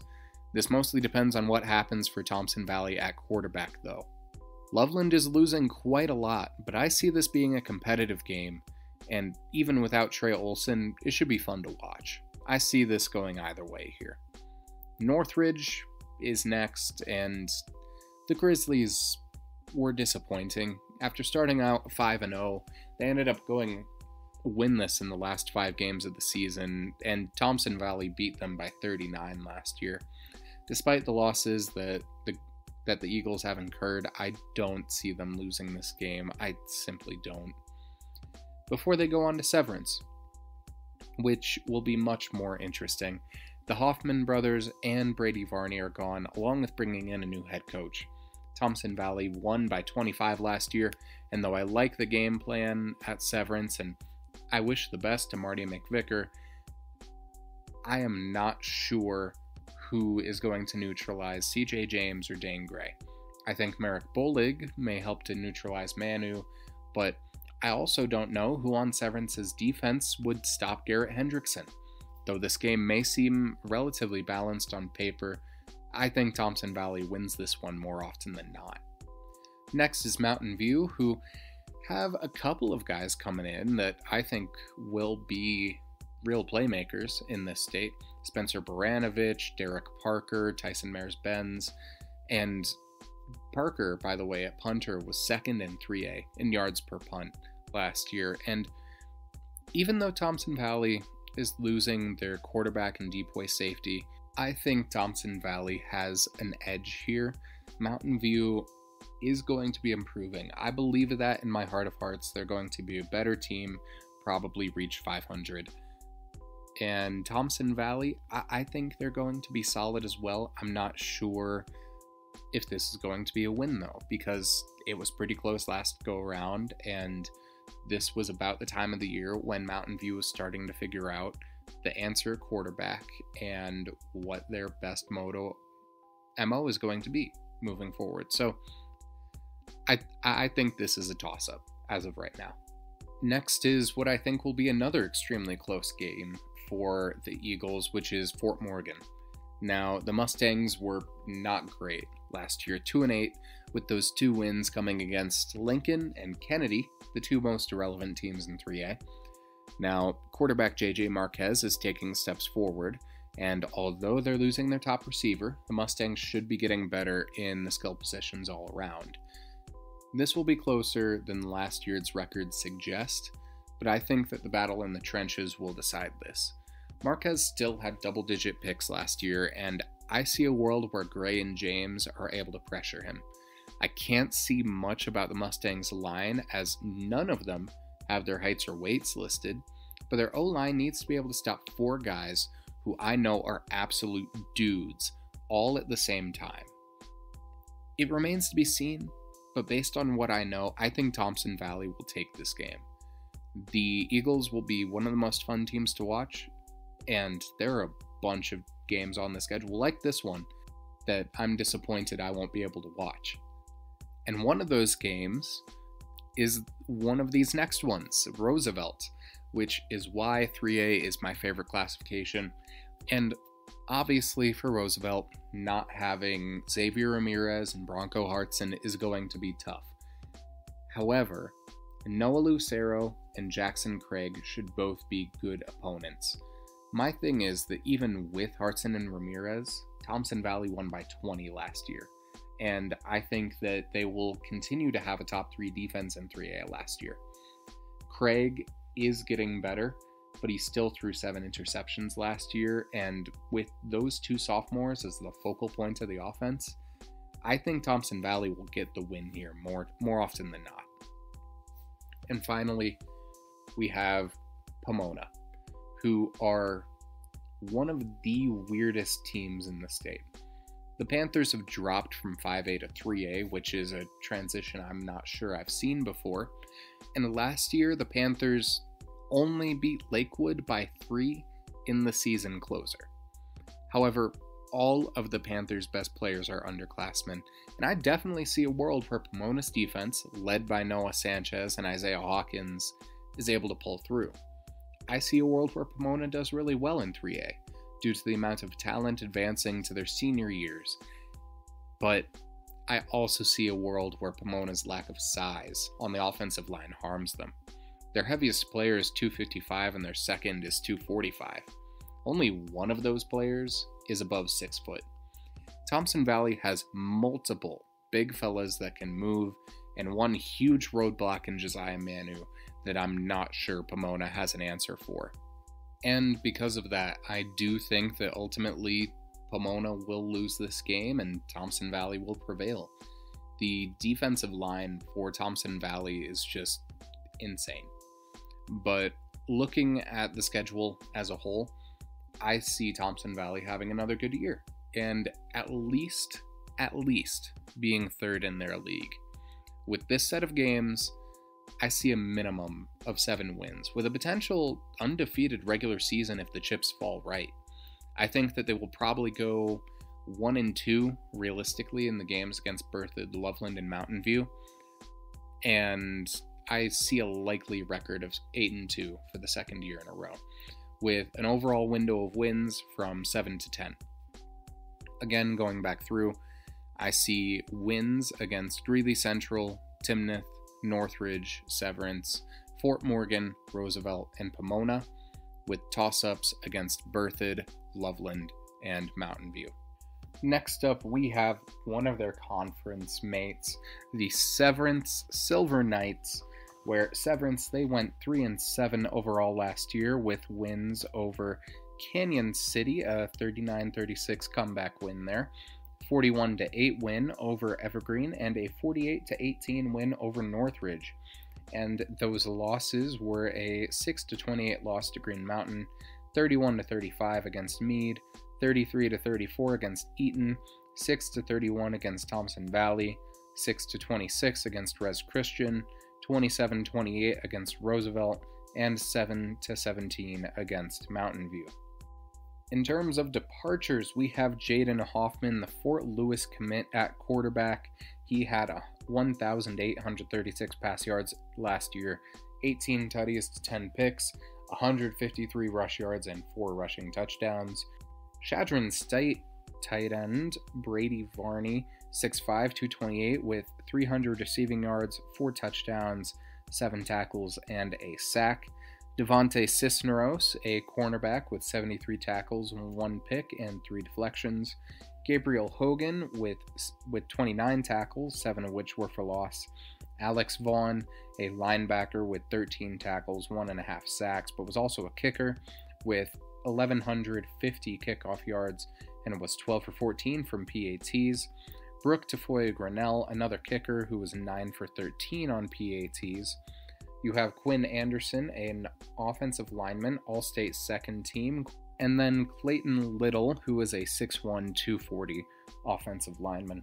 And then the surprise of the summer, I actually had just finished writing this preview when I found this out, so I had to go back and rewrite the entire thing. Senior wide receiver Jeremiah Hoffman, a 6'1", 175 3-star, Wide receiver, again, top receiver in the state, Boy finalist last year. He had 943 receiving yards, 12 touchdowns, 481 kick return yards, 2 kickoff return touchdowns, and 59 rushing yards. He transferred to Cherry Creek and will be joining the Bruins for next year. So any prediction that has Jeremiah Hoffman with Severance for next year is not taking that into account. Again, this is most updated as of July 6th of 2024, so if anything changes after that, I can't go back and change this while I'm recording it. So, in terms of key returners, we do have one of the top running backs in 3A. That is Ian Pennick, who's going to be a senior, 5'10", 175, 1,200 rush yards, 9 touchdowns, 1 conversion, 250 receiving yards, and 2 touchdowns there. Should be one of the top backs in 3A, but I have also heard that with Jaden Hoffman gone, he may be the quarterback that takes his place. Next up, we have Ethan Shears, a junior receiver who was the top receiving target outside of Pennick, or will be. We have Ryan Myers, a 6'2", 205 linebacker with 106 tackles, 5 for loss, and a safety last year. We have Kelson Gazdick, another linebacker with 100 tackles, 5 of which for loss. Mason Campbell, 6'2", 205 linebacker, again, with 78 tackles, 3 sacks, 5 for loss. Reed Green, a senior safety with 97 receiving yards, 3 picks, 74 tackles, 7 pass deflections, and 3 forced fumbles. Brett Varney, a junior, younger brother of Brady Varney, who is going to be a edge rusher, 33 tackles, 3 for loss, 2 pass deflections. Christian Powell, who's going to be a bit of a wild card. He's a 5'6" quarterback coming in as a freshman who may be in the battle for the starting spot, had a lot, and I mean a lot of touchdowns as an 8th grader, but he may be a year out just due to his height, but we'll end up seeing how that goes for him. Then we have Logan Tiny Villainez. He's going to be a senior this year, standing at 6'1", 280 pounds, 330 tackles, with 4 for loss, a sack and a half. Should be a top lineman in the conference. Merrick Bullig, a junior who's 6'4", 240, played for Mile High Prep, solid O lineman. George Griffinhagen, a senior tackle / defensive tackle, 6'3", 250. And then Logan Crane, who is going to be a sophomore this year. He is 6'2", 285 and has potential with his size. He just needs to put it all together. And then finally, we have a new coach in Marty McVicker, who is the former Poudre coach from 2014 to 2020 and led the Impalas to their last playoff berth before 2022. In terms of the schedule, first we have the Heritage Eagles, and Heritage is, for lack of a better term, cracked. They have Nebraska commit Tanner Turch, one of the top receivers in this class. They have Cam Jensen, a top 10 tight end in this class, who already has offers from half of the top Power 4 schools in the country. And by the way, by top 10 in this class, I mean nationally. Then we have Jameson Cece, who's a quarterback who's likely just going to keep rising. And I mean, I like Severance, and their defense is solid, where the problem for Heritage is that they're losing 6 of 7 top tacklers. And the only thing keeping that group from having 7 is Tanner Guthrie. But as they say, good offense beats good defense, and Severance's defense let a lot through last year. So I think this will probably be a loss for Severance, just because I don't know who will guard Jensen, I don't know who will guard Turch, and it will probably be one of those games that ends up relatively high scoring, but I definitely give this to Heritage. Next up is Timnith, who is going to be another rough one. Before he left, I said, I'm not sure who on the Cubs is going to stop Jeremiah Hoffman, but I think Timnith has answers for a lot of the other guys, and without Maya, I still think Timnith has answers for most of the other guys. I think Timnith has the edge here. While both teams are looking to replace their quarterback, Timnith is keeping a lot of their pieces and doesn't have to adjust to an entirely new coach. And while I think that Severance has the edge in being used to 3A level play and having a couple of bigger guys in the trenches, I definitely think that Timnath has a good shot here. And now it will be close because both have new schemes in terms of offense, because Timnath hired a new offensive coordinator, new quarterbacks, and it will be early in the season, but I give the slight edge to Timnath here. Severance may have bigger linemen, but their skill positions are going to be an absolute battle. Without Maya, this will be a tough adjustment, and whether the quarterback is Pennick or Powell, it doesn't matter if they can't sling it as well as Timnath can. And even without Jackson Craig, I know Timnath has guys with accurate arms. This is going to be tight. Riverdale Ridge is next up on the schedule, which I think will likely be a loss for the Silver Knights. The Ravens have appeared for the third time this episode, but they will be tough. Keeping Isaiah Medina and Wayne Voorhees, I think the Ravens will have a dub here. And even though they're losing good defenders like Levi Jane and Caden Trujillo, along with offensive wunderkind Marcus McFadden, I feel like a lot of the other guys were almost plug and play. There are a lot of sophomores and juniors lining up on Riverdale Ridge, and with the amount of momentum that RR carries into this season, fresh off of their first playoff appearance, and they have cut their teeth and they know what it takes. They are experienced. They also faced Roosevelt in round 1 of the playoffs and have a solid understanding of what it takes to beat a team in this tough league. I feel bad for predicting a likely 0-3 start, but the best I see them doing here is 1-2. Next up is Windsor though, which I think will be a loss. Yes, the Wizards are losing Mikey Munn, Brady Lichtenberg, Gavin Helm, Henry Jones, and Hunter Dorrance. I will not try to minimize this, those are large losses. Mikey Munn was a top 50 player in the state last year, but they retain huge pieces, literally. Deacon Schmidt is coveted by every O-line coach this side of the Mississippi. Trip Thomas will remain a good dual threat, and with another year under his belt, Kyle Phelps should be a solid quarterback. The bad part is that the Wizards are losing the majority of their defense. All of their top 6 tacklers, their kicker, punter, top 4 sackers, and the state's pick leader are now gone. I know that Coach Jones is a good coach, but I worry about this defense. Regardless, I think a lot of adjustments will have been made at this point in the season, so this should be competitive at least. I give the edge to Windsor though.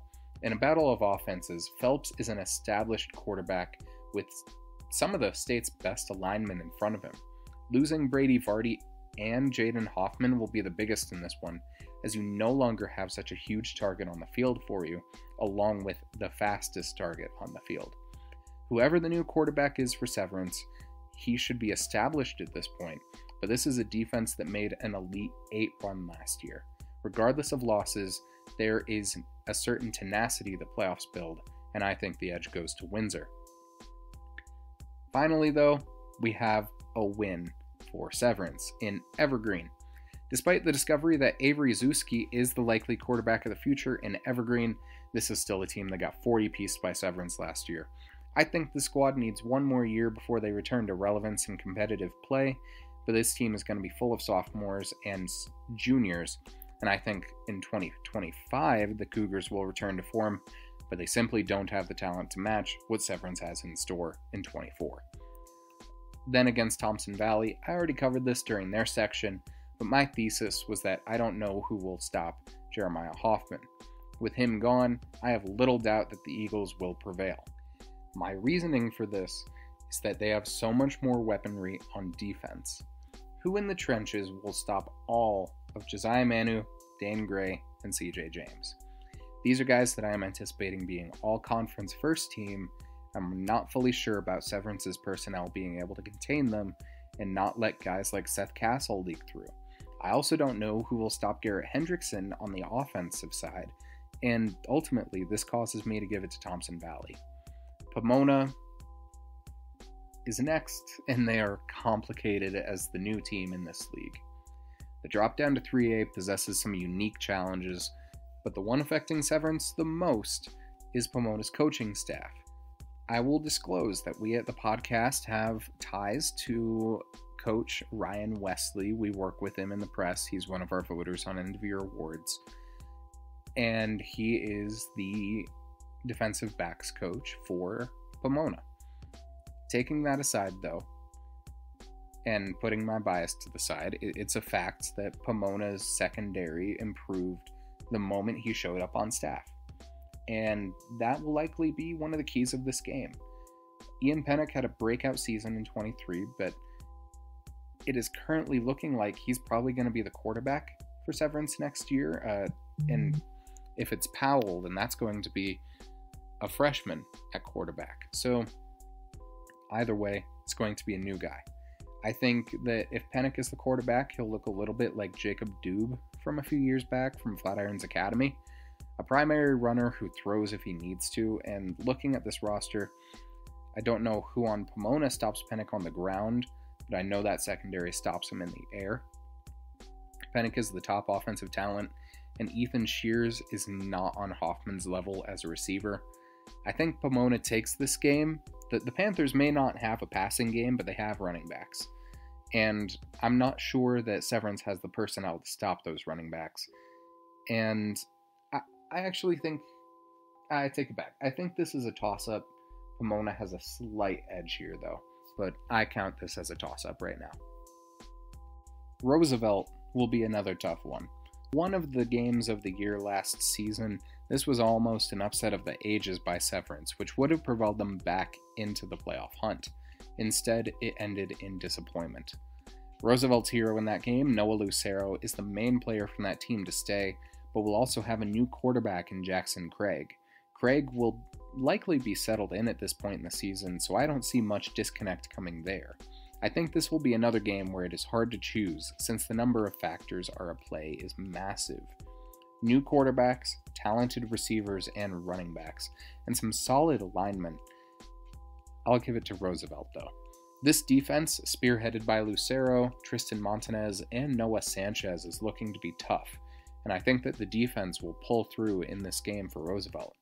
Lane Wassinger, their coach, has demonstrated that he knows how to make the most out of what he has, and I think he will do so again this season. Next up, though, is Mountain View, which might be a win. I'm very surprised that it wasn't a win last year, but that's the way it goes sometimes. While Spencer Baranovich is a player to respect, this game was decided last year by Bergen Roth, who had the game of his career. Cooper Lubiani is gone as well, so every point of last year's loss is gone. Keegan Amons will still be a guy to keep his eyes on, as he is Mountain View's Pennock. The Mountain Lions and Silver Knights will be pretty close in this game, but without Hoffman, I don't see many Severance players getting too deep on Mountain View's secondary, and Roth was really the main loss for this team. At this point, the Knights should be settled in their season, but right now, I can't really pick a definitive winner, but I give the edge to Mountain View. After that is Fort Morgan, who is shaping up to be a pretty solid team heading into next season. As discussed during the Thompson Valley preview, the Mustangs are retaining virtually every impact player from last year, and quarterback JJ Marquez is likely to keep getting better. The only common game they had, though, was against Roosevelt, where Fort Morgan got blasted by 20. Severance only lost that game in the final minutes, and that was with the Hoffman brothers. Fort Morgan is getting better. Severance is losing one of the most talented quarterback-receiver duos in the state. The differentiator here may be the line, as the heaviest listed player for Fort Morgan is 215 pounds. He likely isn't the actual heaviest player, but based on the information I have available to me, I don't see very many guys being able to overpower Boldig or any of the other linemen that Severance has. This will be a battle for sure, don't get me wrong, but I give a very slight, maybe 5% edge to Fort Morgan. Almost every skill position player is staying, which isn't something I can say for Severance, and even with the lineman advantage, I don't think I can say that Severance has an outright advantage. I give this to Fort Morgan 55% of the time. This season went from a potential winning one to extremely tough in the blink of an eye. And it was already going to be tough with the quarterback battle, but without Jeremiah, I don't know what the Knights are going to do.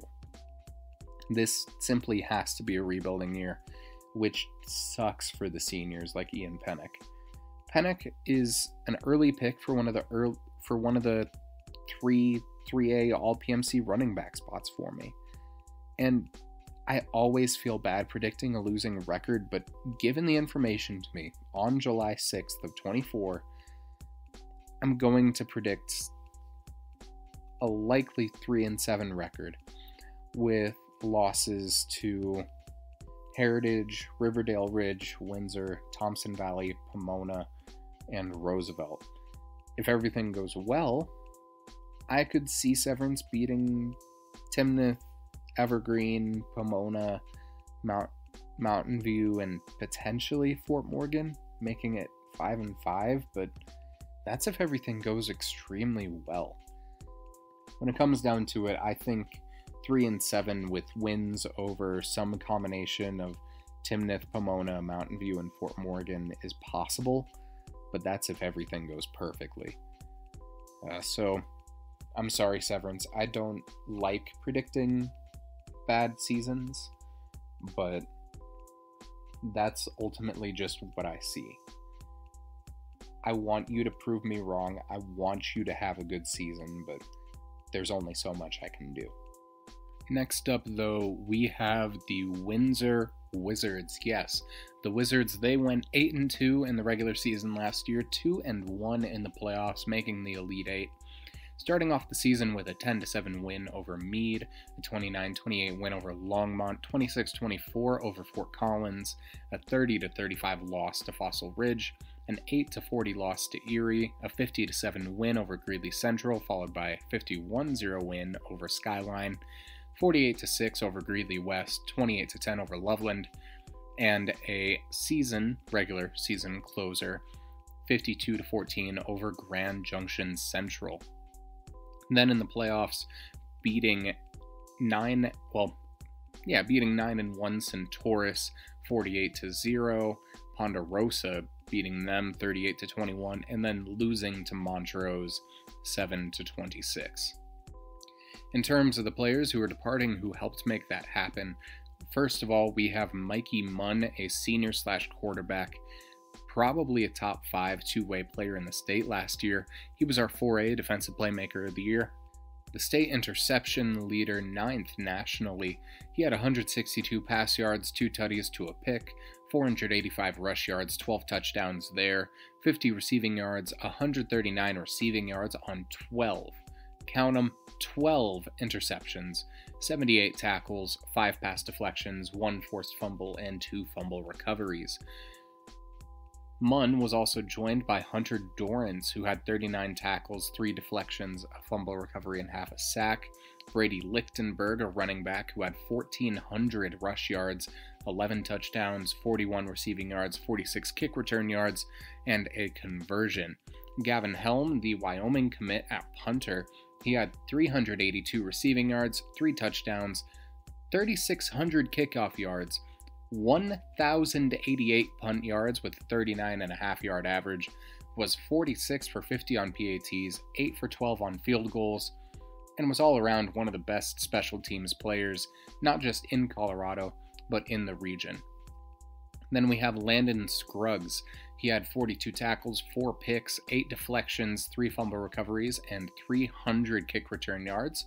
Brock Paquette, the team tackle leader, with 146, 10 of which were for loss, 3 sacks, a forced fumble, and then over to Rylan Renton, who also had 140 tackles, 14 of which were for loss, with 3 sacks, a pick, 2 deflections, 3 forced fumbles, 2 of which he recovered. Then we have Henry Jones with 93 tackles, 8 of those for loss, 1 pick, a pass deflection, a forced fumble, and half a sack. Then we have Colton Piper with 92 tackles, again 8 of them for loss, 3 sacks, and 10 hurries. And then Bryson Pendleton with 58 tackles, 10 of which for loss, and 6 sacks.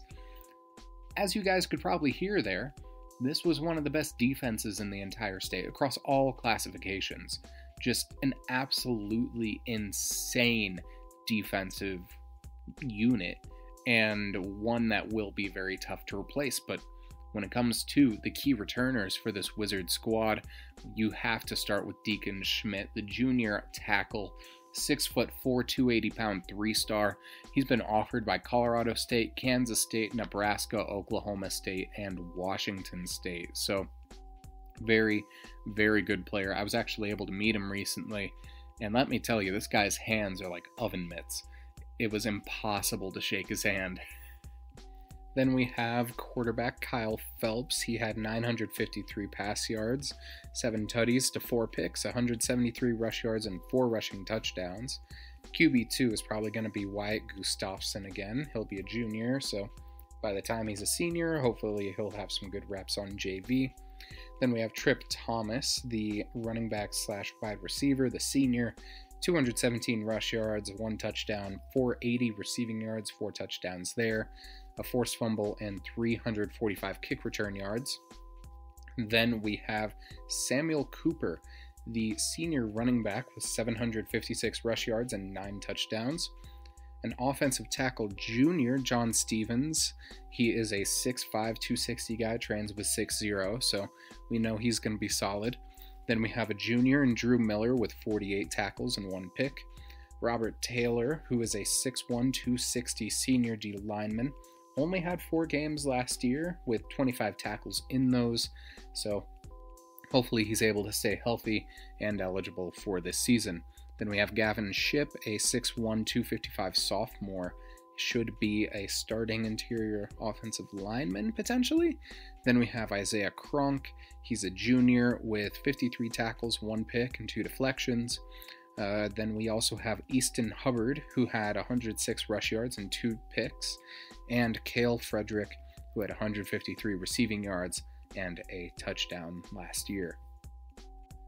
Looking at the schedule that this group of guys is going to have to face, we're going to start off with the Green Mountain Rams, which will probably be pretty close. Green Mountain is coming fresh off of a Final Four run, but are losing multiple D1, D2 players along with their head coach. The Rams are simply not going to be the same as they were last year. However, they are likely going to stay at the very least solid, as they have a legacy of performing really well even when they lose some good players. With the amount that Windsor is losing, this isn't going to be a game to sniff at. But when we're looking at this identity of prevailing through hard times and hard losses, Windsor also has that.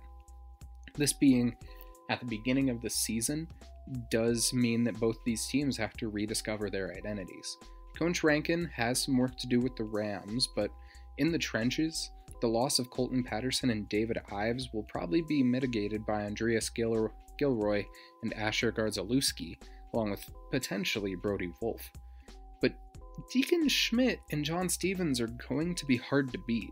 These teams have few rotational pieces returning in terms of skill players, but when we're looking at it, Windsor does have more. So all 5 of Green Mountain's top rushers and 4 of their top receivers have departed, while for Windsor, they at least keep RB1. So I think that this is going to be very close, and with the amount that these teams are losing, it's hard to be able to tell right now who will come out on top.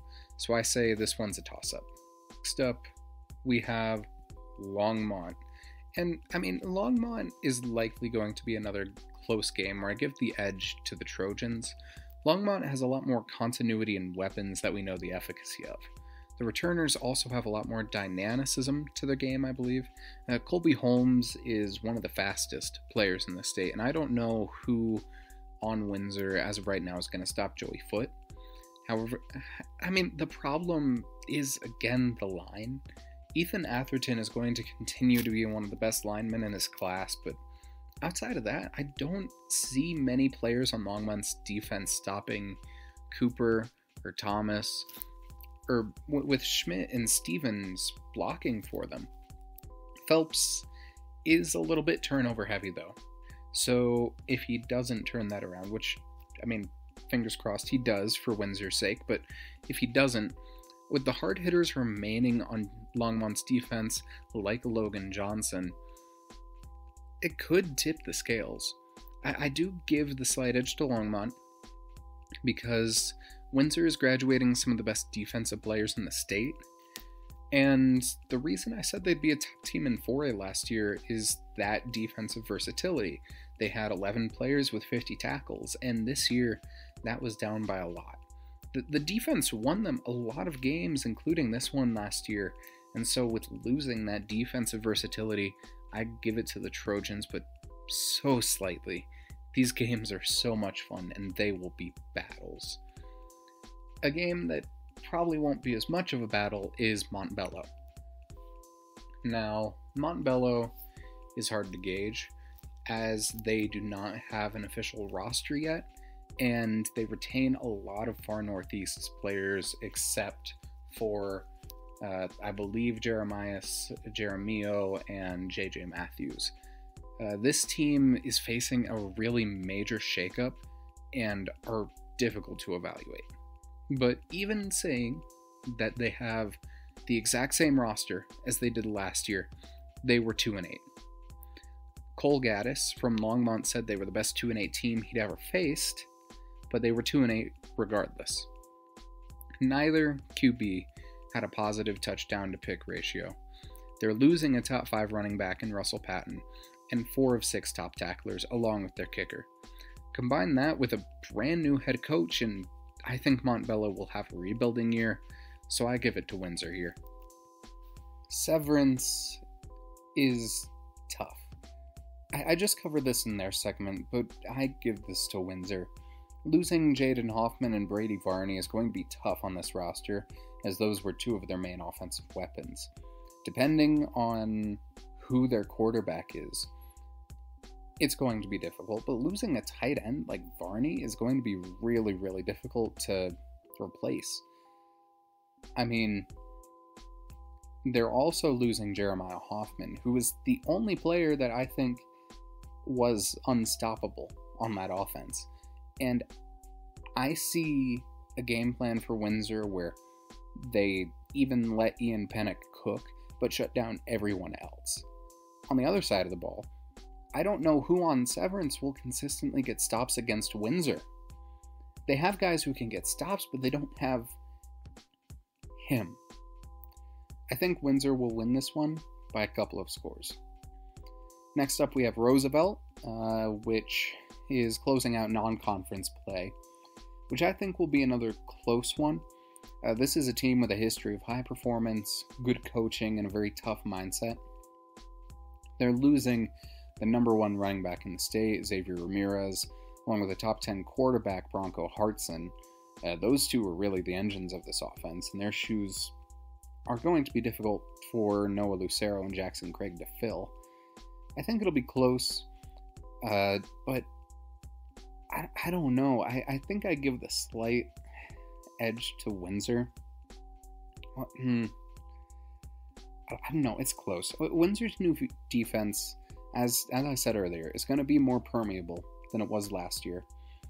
And last year, Windsor definitely would have won this, but looking at the matchups with Meade, Windsor won because of that defense. And while both teams struggled against Meade's defense, the Roosevelt offense, I don't know. Roosevelt is retaining more of their defense. I mean, the offenses will be fine, but defense will probably decide this. And Roosevelt is keeping just a little bit more of it. So, it'll be a difficult game. I'm going to try to figure out a way to make it to this game, because that's going to be a fun one to watch. Next up, we have Niwot to start off 3A North League 2 play. That is the most boring name for this conference. Name it like the Beef Belt League or the Front Range Northeast. But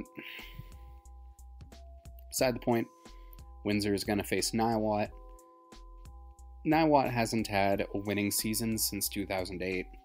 And, I mean, they only have stats for 4 games from last year, but looking at the game that I went to against Thompson Valley, they're losing their quarterback, top 3 rushers, and Hayden Shaw is going to be their top returning playmaker.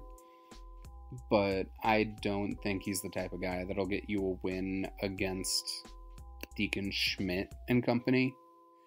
I think this should be easy for Windsor. And then you have Northridge, which should be another easy win for the Wizards.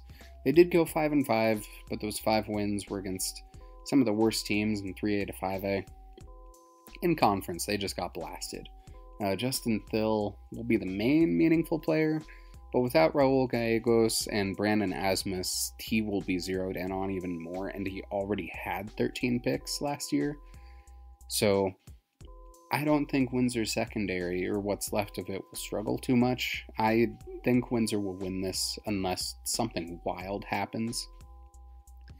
Then we have Timnath, which is another interesting game. The Cubs, they would have been one of the top defenses in 2A this year if they'd kept that classification, but now they're in 3A. Losing Jackson Craig is going to hurt, but with the brand new offense and guys like Alex Kolchak and Kyle Nelson, you do have a safety blanket. I'm not sure who on Timnath will be able to slow down Jackson Barker, but, you know, right now Tanner Mock and Cade Geist are the main problems on the defensive line. And I don't know, it's just tough for me to see Timnath, who went 2-7 last year, being able to stand up to 4A Elite 8 Windsor. And I mean, the whole Coulter brothers can only do so much defensively. And if guys like Cooper get through the line, then that secondary and that, like, those levels of the defense will get tired quick. I give this to Windsor, but I see a world where the Cubs defense locks up and pulls through. Next is Meade, who all of their losses last year were to top teams in their classes. Losing Nicholas Valdez is going to be difficult, but truth be told, Meade is probably going to be solid this year. I think they're probably going to be a top 10 team, but looking at these two teams last year, many of the major players that won this game for Windsor are gone. You know, Mikey Munn's 2 picks, Gavin Helms' field goal and receiving touchdown. All of the players with 7 tackles for Windsor, they're all gone. And the Wizards also bottled up Meade's rushing game. Their leading rusher had 15 yards. And the defensive losses that Windsor is suffering, Meade may advance and win this game. I mean, the defense won it last time around for Windsor, and odds are it'll do it again. And one of these teams has more returning defensive talent than the other. But the coaching staff at Windsor and their returning offensive talent, especially on the line, I cannot count them out of this game. I just can't. I say it's a toss-up. And then we have Greeley Central. The Wildcats were terrible last year, and Windsor 50-pieced them. I don't want to be dismissive, since they still have Carlos Cardoza. Anything is possible, but Windsor wins this 95% of the time. And so ultimately, I think Windsor will be a top team in 3A. A lot of these games are either wins, uncertain, or against 4A teams, and I think the Wizards are going to go a minimum of 6-4, and a maximum of 10-0. I think a realistic record would probably be 8-2 right now, with probably a 2-2 record in the games against Green Mountain, Longmont, Roosevelt, and Meade. So just to be clear, I have toss-ups against Green Mountain, Longmont, Roosevelt, Meade, and then wins against Montbello, Severance, Niwot, Northridge, Timnath, and Greeley Central for the Windsor Wizards. So I think they'll be a good team. I'll say it top 5 in 3A, but that's just me. Finally, the last team that we're going to be going over in this episode of season previews, episode 388, we have the Bear Creek Bears, the most creative mascot in the entire state. Sorry, I'm just rustling your jimmies. Just to be clear, I'm recording this on July 6th of 2024. If anything happens after this date that I'm unaware of, I can't really go back and change the future there, but looking at Bear Creek last year, they were 4-6 in the regular season, 0-1 in the playoffs. Going game by game, started off the season with a 3-game win streak, 46-13 over Lakewood, 47-0 over Greeley West, 45-6 over Kennedy, a 6-39 loss to Thomas Jefferson, 33-50 under Fruita Monument, 21-32 loss to Golden, 19-47 loss to Dakota Ridge, 35-43 loss to Grand Junction, a 19-0 win over Stanley Lake, and a 0-45 loss to Ponderosa. And then in the playoffs, a 21-41 loss to Loveland. Looking at the guys that earned that playoff appearance, in terms of key departures, first we have quarterback Adrian Rico. He was one of the main focal points of offense in the entire state over these past couple of years. 2,300 pass yards, 24 touchdowns to 10 picks, 102 rush yards and a touchdown on the ground. You have running back Cinco Perez, 628 rush yards, 8 touchdowns, 111 receiving yards, and 1 score there. Mason Rodriguez, another running back with 245 rush yards, 2 tutties, 62 receiving yards, 67 tackles, 1 of which for loss, 3 picks, 4 pass deflections, and 1 field goal blocked. You have a wide receiver in Ryan Bobick, who had 893 receiving yards and 14 touchdowns. And then you have Isaiah Phelps, another receiver with 747 rec yards, 8 tutties, and 9 tackles. You also have Keelan Flanagan with 228 receiving yards and a score, AJ Spires with 218 yards and 2 touchdowns, and then AJ Garcia, the specialist who had, 2,046 kickoff yards, went 25 for 28 on PATs and 2 for 6 on field goal attempts. In terms of defensive specialists, you have Emilio Mendoza with 102 tackles, 10 for loss, 2 picks, a fumble recovery, and a pass deflection. Ben Iannotti with 64 tackles, 4 of which were for loss, and a sack and a half. Ezra Pacheco with 63 tackles, 9 of which were for loss, 8.5 sacks, 19 hurries, 5 pass deflections. He was all PMC at edge and a 4A Defensive Playmaker of the Year honorable mention last year. Then you have Damari Russell with 62 tackles, 6 of which for loss, 3.5 sacks, 2 forced fumbles, and 2 deflections. Jose J.R. Fuentes with 48 tackles, 1 pick, and 9 pass deflections. And Jack Colbert with 29 tackles, 2 of which were for loss, a sack and a half, and a safety. In terms of key returners, we have to start off with Jojo Hernandez, who is likely Rico's successor at quarterback. He is a 5'7", 145-pound senior with 204 pass yards, 4 touchdowns to 4 picks last year, 305 rush yards, and a touchdown on the ground, 23 tackles, a pick, and 52 yards on that interception. Ben Tafoya is up next. He's a senior that had 45 tackles, a pick, and a deflection last year. Louis Garcia Dominguez, a senior receiver at 6'1", 170.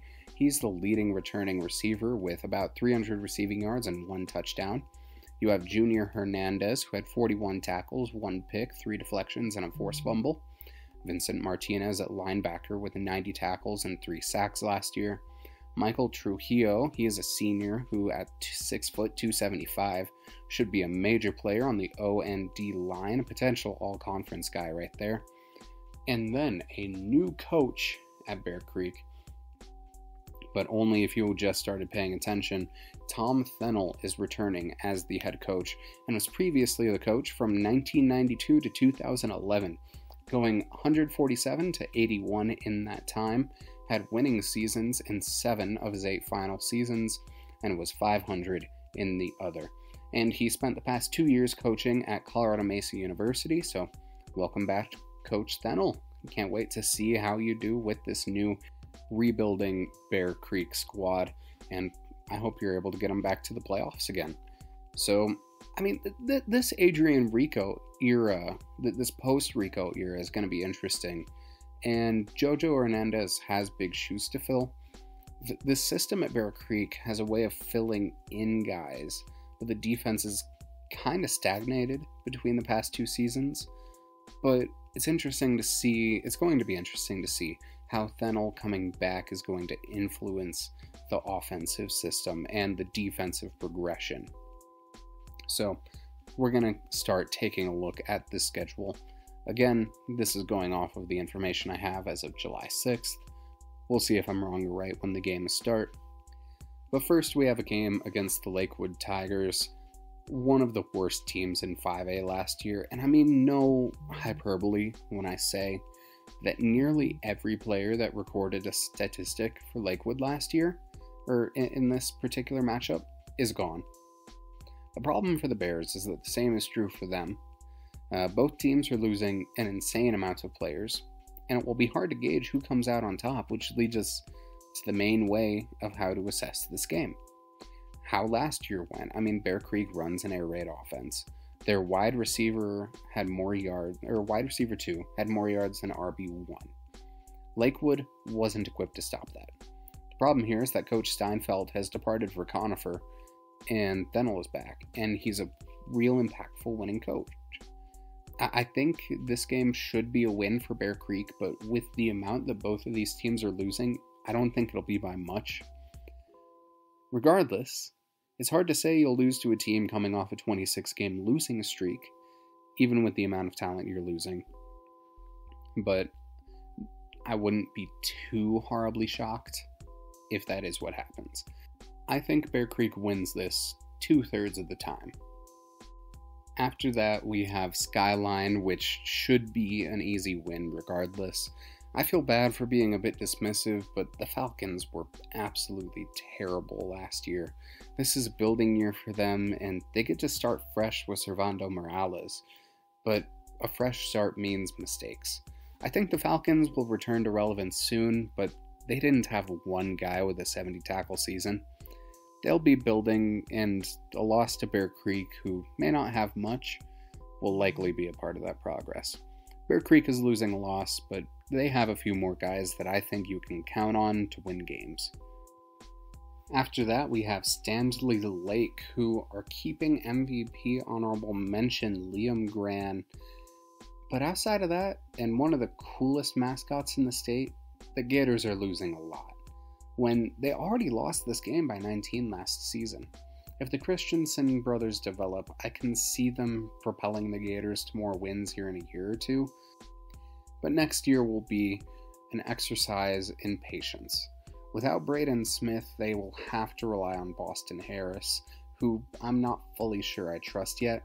Regardless, Standley Lake is keeping more talent than they're losing, and they're keeping it in orders of magnitude more than Bear Creek. I think I give this to Standley Lake more often than not. Silver Creek, though, is up next, and they are in a similar vein as Skyline. Losing a lot, already not very good, and a tough eval. One thing I know for sure is that the Raptors will likely be defeated by the Bears.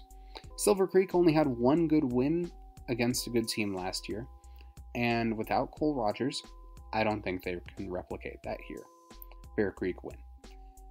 Then we have Brighton, which is a team I've covered a couple of times here, and I'm actually kind of surprised to see them here. They're losing guys like Jackson Kwame, Owen Taylor, and Gage Chadwick, and I've predicted them being competitive against big-time 5A schools like Fossil Ridge and Fort Collins. I think that with the amount that Bear Creek is losing, Brighton will probably pull it out this year. They also beat a few teams on Bear Creek's level last year, so I can definitely see it, even with the amount that they're losing. Next up is Highlands Ranch, who, the Falcons have had 3 straight sub-200 seasons, and, the Falcons had a nearly non-existent run game last year, and their quarterback threw one more touchdown than interception. He had 11 picks to 12 touchdowns, and this is a program in atrophy, and I'm not sure that I can say, even with the amount of talent Bear Creek is losing, that the Falcons will be able to hang on. That program needs a fresh start. Bear Creek is going to win. Then we have Golden, who they have a pretty good duo. of Calvin Hufford and Jack Dixon, who were able to propel the Golden Demons to a win over the Bears last year, and I think they'll do it again. This was Jojo Hernandez's first real game back, and he did decently well, but he is the only guy outside of Garcia Dominguez to return for this offense. Golden has a knack for outperforming expectations in the regular season, and Matt McDougall has proven that he's a good coach. And so with the amount the Bear Creek is losing, I think this will probably be a loss. And then we have Heritage, who has a number of players I don't think Bear Creek has the personnel to stop. From Cam Jensen to Tanner Turch to Jamison Cece even. I don't think Bear Creek has that personnel right now. I will admit that I may be wrong, but I give this to Heritage the majority of the time. Then we have Ponderosa as the penultimate game. They're different, and they should at least be closer than against Heritage. I mean, assuming that quarterback Marcus Price is able to return to his pre-injury form, I think Ponderosa will win this game. If he plays like he did after he came back last season, it may be closer by about like 1 or 2 scores, but I still think this is a Bear Creek loss. I mean, Sean Davis is tough to lose, but Max Mervin and Ethan Pekarek both average more yards per carry. And then Weston Hofschneider will probably be the biggest loss for Pondo in this game. And then you also have Blake Branham, but I still see the Mustangs pulling through here. I mean, Pondo won this game by 45 last go around, and that's a really hard to surmount gap, even if you're keeping guys like Bobbick, like Rico, like Phelps, but you're losing them entirely. So it will be really hard for Bear Creek to win this game, so I think this one will probably be a loss. And then we have Dakota Ridge. Arguably, most importantly for the Eagles outside of Northern Colorado's, now Blake Palladino is losing Coach Woj. After 20 years, the Eagles have a new head coach in their former offensive coordinator, Jeremiah Berenson. They've only had one losing season since 2004, and that is a lot to live up to. And with the amount of talent Dakota Ridge is losing, I think it'll be close.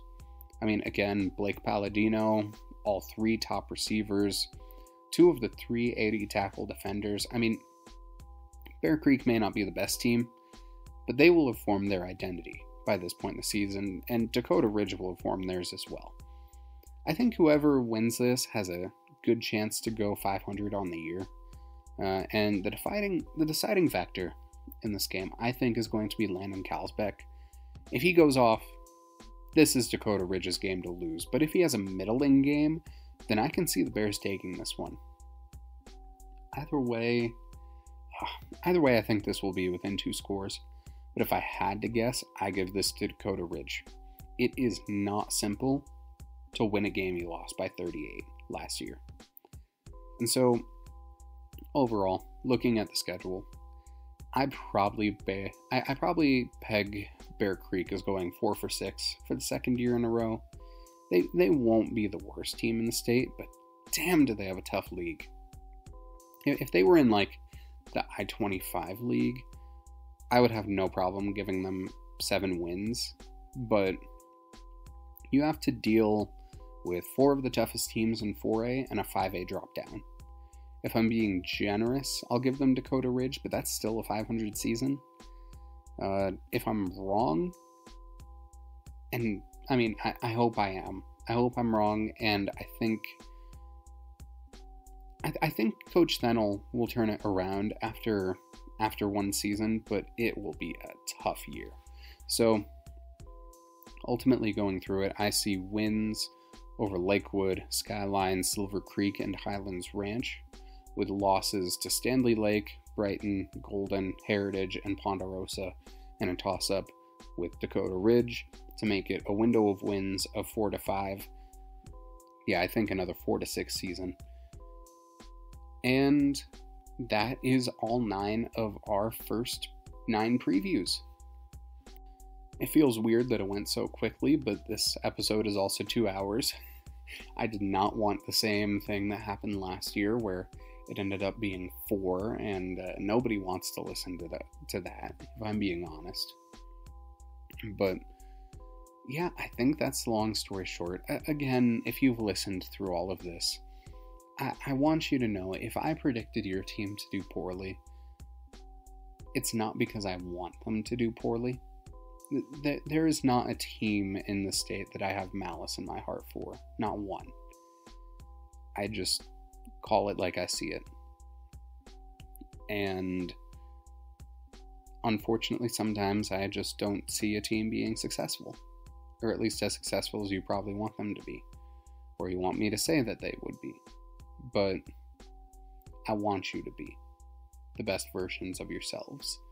So that way you're able to show out and you're able to go to a good school, you're able to get a scholarship, you're able to get what you want. And I said it last year when I did this.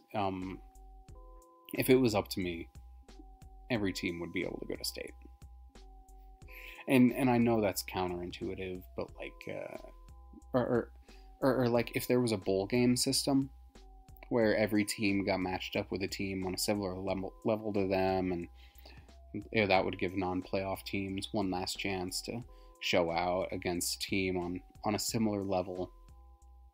So like a 2-8 team could face off against a 2-8 team. Winless teams like Gateway, I know Gateway wasn't winless, but they only beat Hinckley. Like Gateway and Hinckley could face off, or something like that. Like a bowl game system, and you could sponsor local businesses.